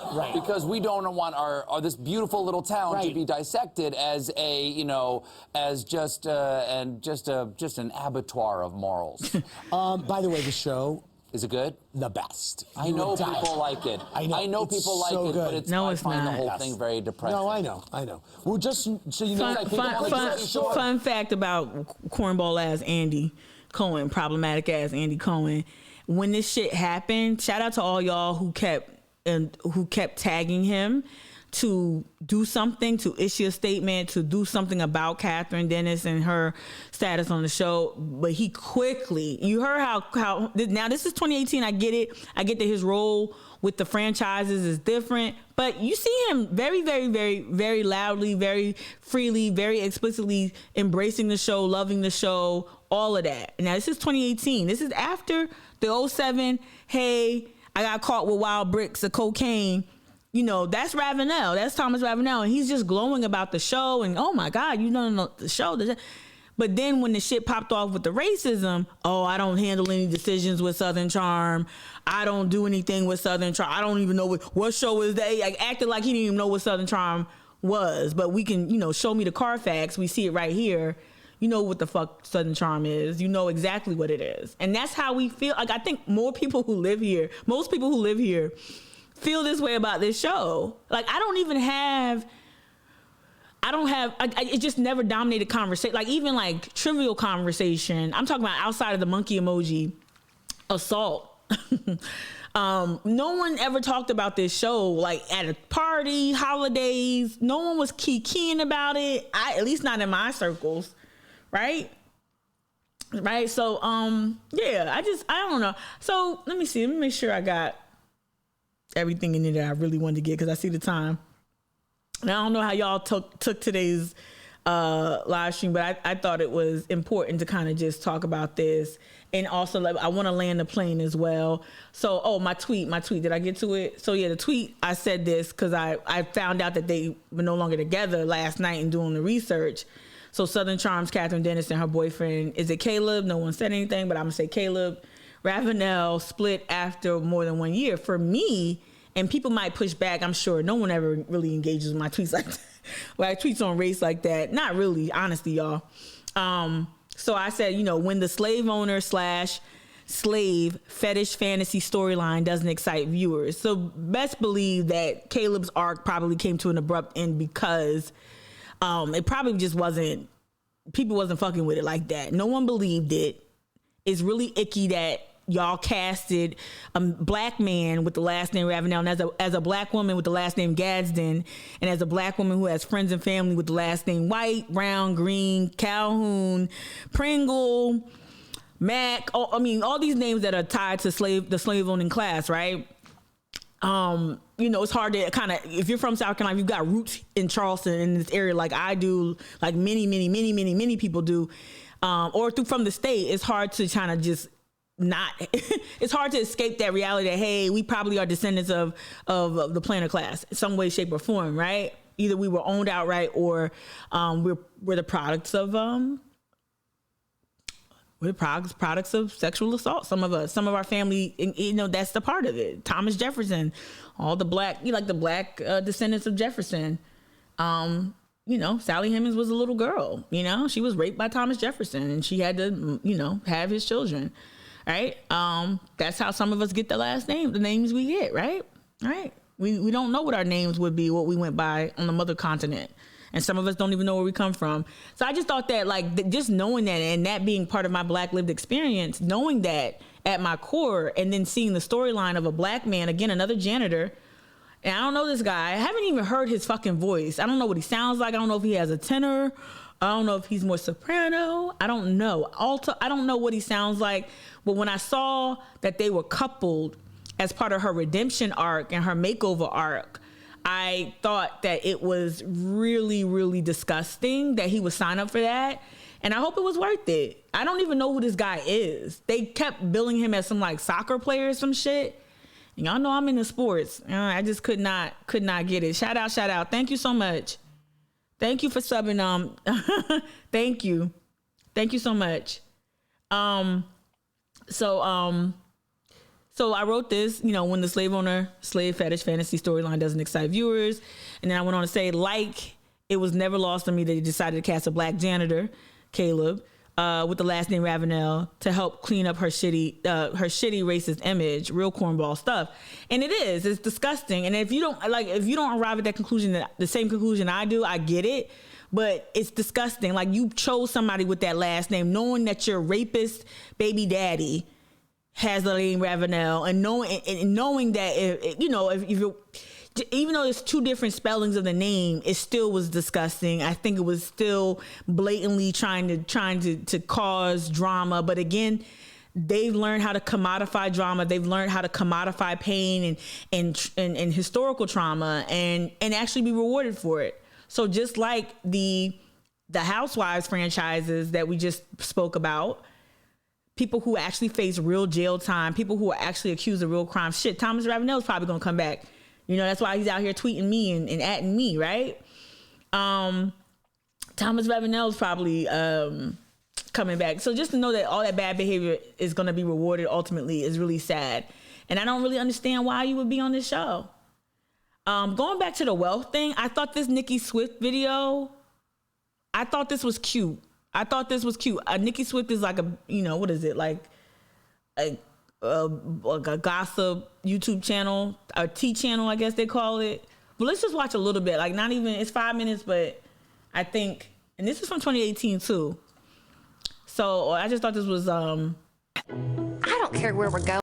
Bravo brought its housewives-based reality TV magic to Charleston, South Carolina. It's the setting of Southern Charm, a light and breezy show about the lives of prominent families.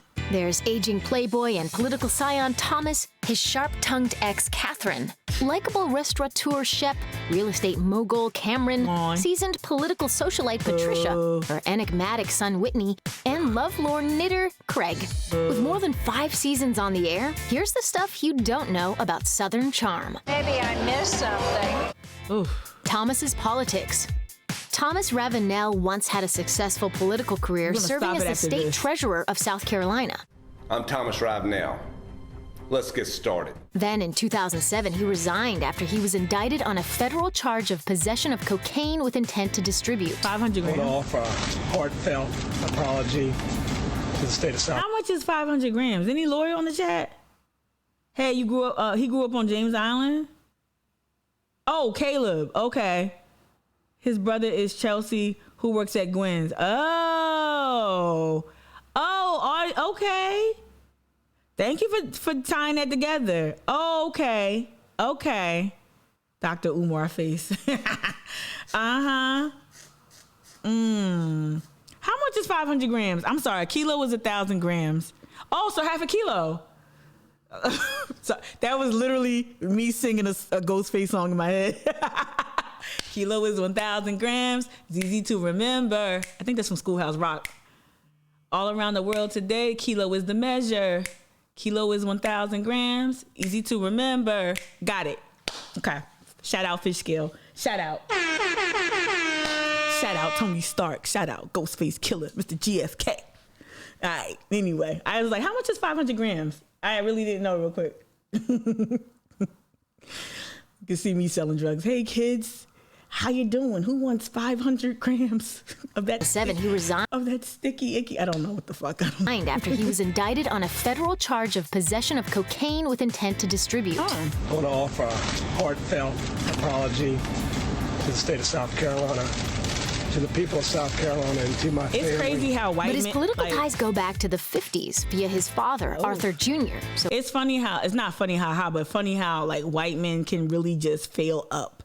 Like, imagine I hate comparing Barack Obama, who's not my favorite president at all. His favorite in terms of, like, I love Barack in terms of black man, breaking barriers, but, like, his politics is trash, right? Drone strikes, all that bullshit, right? No black woman appointed to the Supreme Court when you could have. Shout out to Sotomayor, I love you, but come on, we couldn't even get a black nominee. Anyway, but imagine if, hold on. Okay, sorry, I got a text message. Imagine if Barack had 3 baby mamas, was divorced, married, divorced, married, and no slut shaming, no body shaming Melania, but married a black woman who was a centerfold. Imagine that. How far would that man have gotten? He wouldn't have gotten nowhere near the White House, right? And the same could be said about, like, just in general, like white men be able to fail up. You get caught with half a fucking brick, half a kilo of cocaine, and you still Mark Pepper just made millions. His life has just changed probably from the Jamal Sutherland case after black politicals and bagmen delivered black families to Mark Pepper, another guy caught with cocaine and shit, right? But they're able to ascend and make millions and continue to make wealth. If someone knows this in the chat, please drop this in the chat if you know this to be true. Does the Ravenel family own... Nah, I ain't gonna say that. I'm gonna figure it out. I'm about to say something messy. I want to know, but I don't want to put it out there. There's some real estate holdings that I'm really curious about when it comes to the Ravenel family. Suffice it to say, there's some real estate holdings in Charleston on the peninsula that I think that the Ravenel family has that I think will be very, very interesting. Some very interesting real estate holdings that make me scratch my head. And like, y'all need to move, because if that dude owns your building, what the fuck are y'all doing? Giving this man any type of money? But we'll talk about that later, right? half a brick. Joni jumped in there. Look at y'all. Joni, half a brick. Look at y'all. The Ravenel wouldn't be giving up politics forever. In 2014, Ravenel ran for a U.S. Senate seat in South Carolina, campaigning as an independent candidate after failing to secure the Republican nomination. Is that talk of shame? Monique, is that you? Is that talk of shame? Who's Monique? Welcome. Who is that? It's not first time, is it? I'm sorry if you chatted earlier and I didn't see it. All right. A nation who was trounced by incumbent Lindsey Graham, earning just 3.9% of the vote. Those family trees. While much of the cast's roots run deep into Southern history, it's Thomas who frequently paints himself as the old money Southern gentleman. You're the old grandpa who's just sitting here ranting at the tree, making no sense. I'm telling you that as a friend. But his ex and mother of his children... Like, their ageism is crazy. Like, there's enough to work on. There's enough to work with regarding Thomas Ravenel. Like, his age is not the issue. Now, you know, the old money thing, that's fine. But, like, calling him grandpa constantly, like, y'all, Americans are just weird. Oh, no, not talking shame. Did I say that? Did I do that before, Monique? I'm sorry. If I did that before to you too, please apologize. I feel like I did that before. Thank you. Not talking shame. Gotcha. Sorry if I did that before. I got to stop. I guess, sorry. Thank you for joining though. Catherine comes from a rich heritage as well. What? Huh? Me? Huh? What? Huh? Hello? That's how she acted at the reunion. That's how she acted at the reunion. We're going to revisit that content too. It might get erased if I put it on YouTube, but it's worth it. It's worth it. Thomas, who frequently paints himself as the old money Southern gentleman. You're the old grandpa who's just sitting here ranting at the tree, making no sense. I'm telling you that as a friend. But his ex and mother of his children, Catherine, comes from a rich heritage as well. What? Rich heritage. Huh? Me? Huh? What? Huh? Hello? Guilty. Her full name is Catherine Calhoun Dennis, and she's a direct descendant of John C. Calhoun, who in the 1800s served as a vice president of the United States under Presidents John Quincy Adams and Andrew Jackson. Cameron's disappearing husband. Cameron Eubanks is the low-key leader of the Southern Charm crew who keeps the peace with an above-it-all air. I don't care where we're going. I just want to relax and have a good time. I think so. Some of the stuff I read regarding Vanita's appearance, I think the show will air early 2022. I think the things I read too is like that diplomacy. Like, you know, you on a shit show, but you're trying to be above it. Y'all know what I'm talking about. It's kind of like if you used to watch Love and Hip Hop. If you used to watch Love and Hip Hop, and if you remember Joe Budden's trash ass, Jersey City native. Ugh. If you remember, Joe Budden used to date this other like video vixen, right? I forgot her name, but all his scenes was him being stoic and being very, very like he did not want to get edited crazy. He didn't want a wild sound bite. You could tell he was like trying to control every response he gave. His reactions were always muted. He would just always try to be like above the drama, even though the show is drama. So to like former cast members like Cameron and others, I think she's a former cast member, right? Yeah. Cameron and others will try to be like the morality, like whatever, the high morality figure. There's only but so much of that you can do. The show is buns. The show is trash, is garbage juice, you know, in a dumpster fire. Like that's what it is, right? Flaming fucking dumpster juice. And so you can only be high and mighty and above it all for a little bit, and then you're gonna have to bounce. And I think that's what they're trying to do with Vanita. Like, look, I am under no illusions that the producers will try to protect Vanita's like piety. I think they're trying to, like, there's a piety arc with Vanita. I'm assuming, because she's very, from what I read, I think I shouldn't have closed it out. Let me pull it back up. Let me see. The Decider, where was it? Here we go, right here. I think in this piece, they talked about that. And at least this is probably what her PR team put out too. Like, so this media is not like organic. Like this is I don't even know what the decider.com is. I'm not, no shade to them. I'm sure they get a lot of foot traffic and looking at the ads and whatnot. They get probably get a lot of money from the ads and stuff like that. But here they in the story, the headline shows me that her people placed this. So Southern Charm needed Vanita Aspen, right? Or either worked with this content outlet. They either placed this or they worked with it to place this article. It's crazy how this is not at people.com and Us Weekly and Page 6 are often where the NBC production team, they run to those outlets to run the stories the most. I picked up on that when I kept making headlines in People, in Us Weekly, in Page 6, Daily Mail is another one. These are places that you can tell they're getting all the same points from a source, right? Whether it's the production team or someone's PR team. I don't know which one sometimes. So this season of Southern Charm has done a lot of things. They're talking about the upcoming season, I think. Their depiction of the pandemic was not only accurate, but effective. See, this is crazy. Sorry about that. I don't want to see that.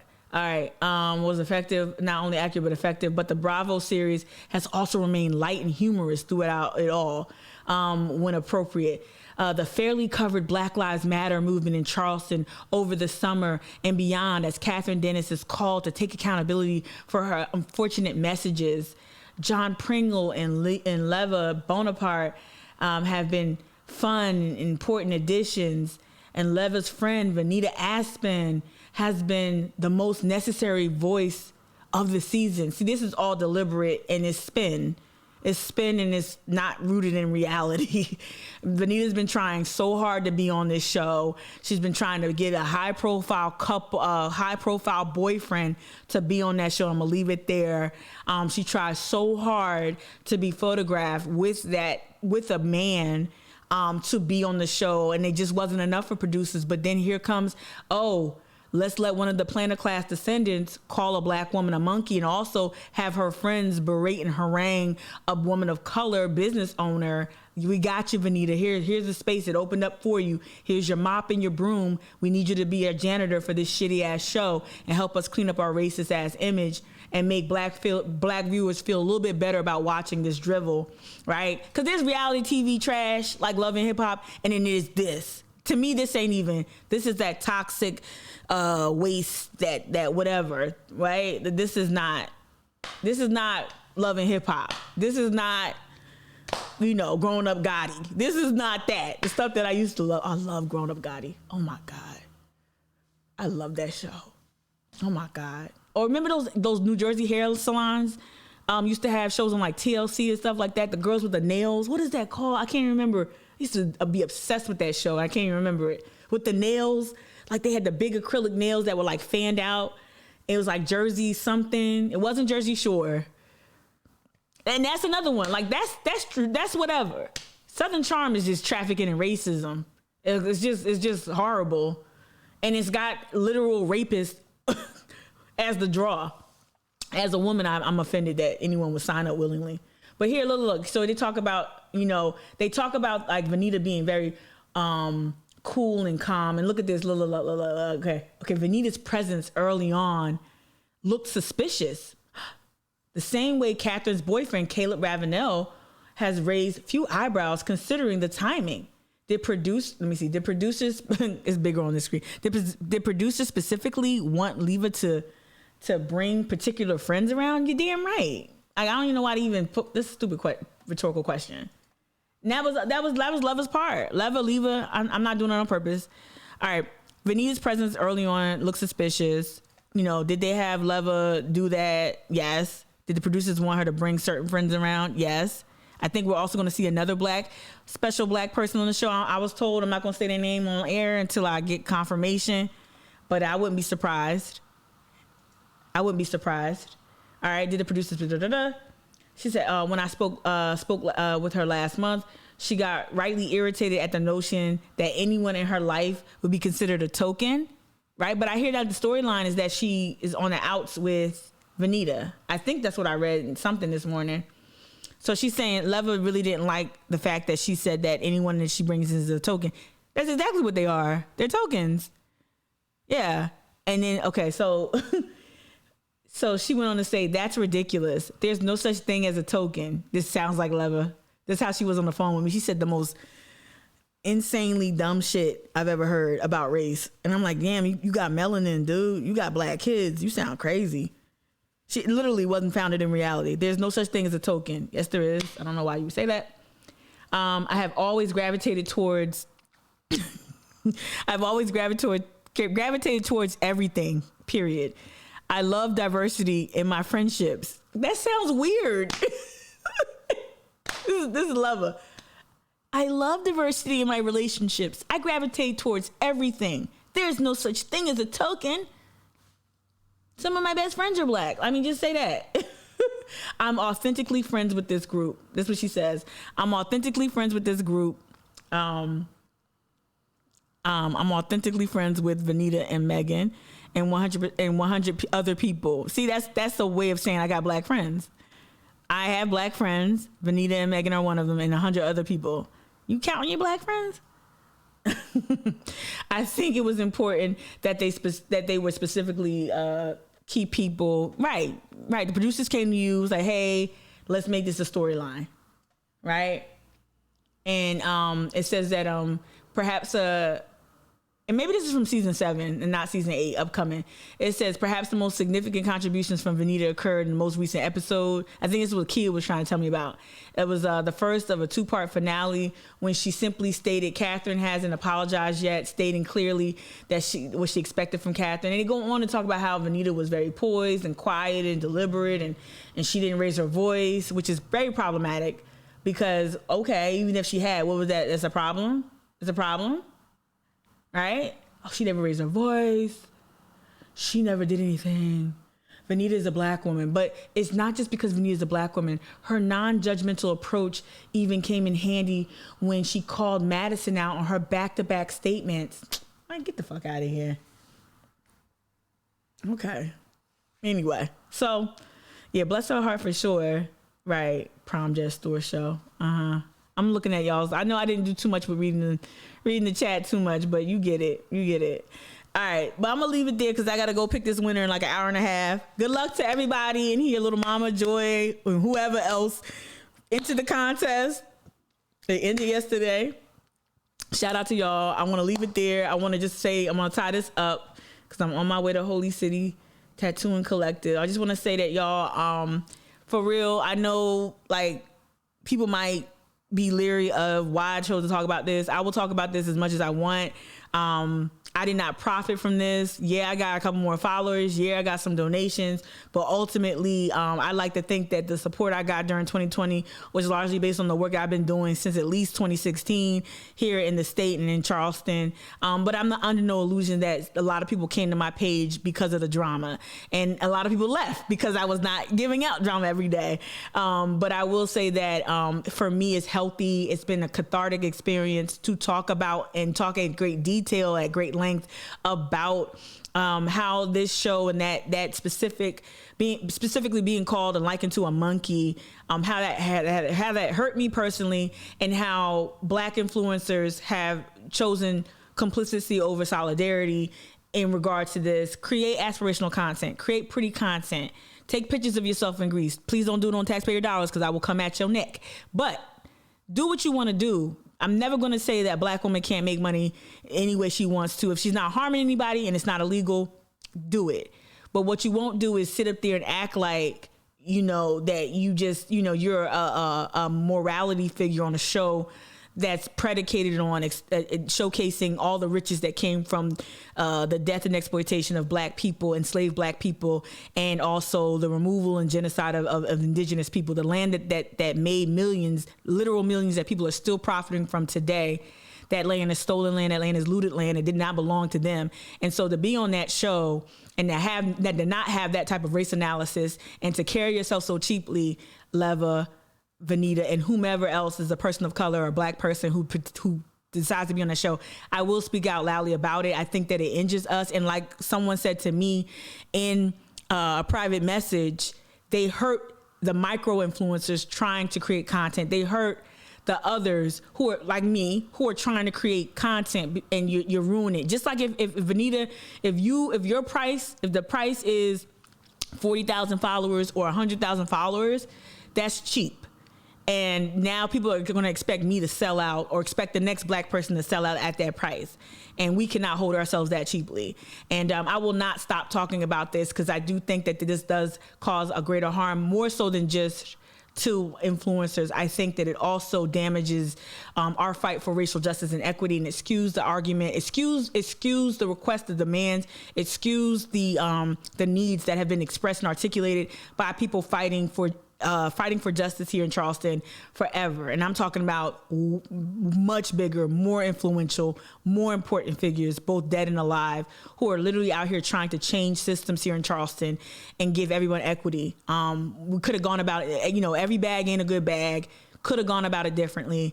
And my exposure to Vanita, Leva, and even Megan, to a somewhat lesser degree, but same thing,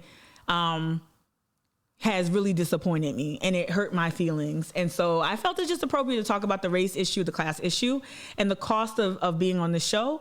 I think that Catherine has lost a lot. I think that Thomas Ravenel has lost some things too, but able to recoup it as a cisgendered white man of means.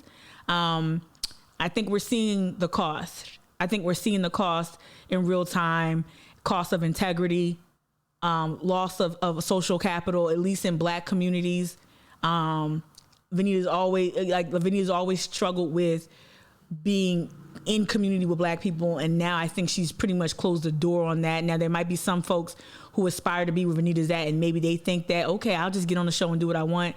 We'll see. You don't have final editing approval, so you'll see how you get depicted. You'll see how you get depicted on the show when it come out.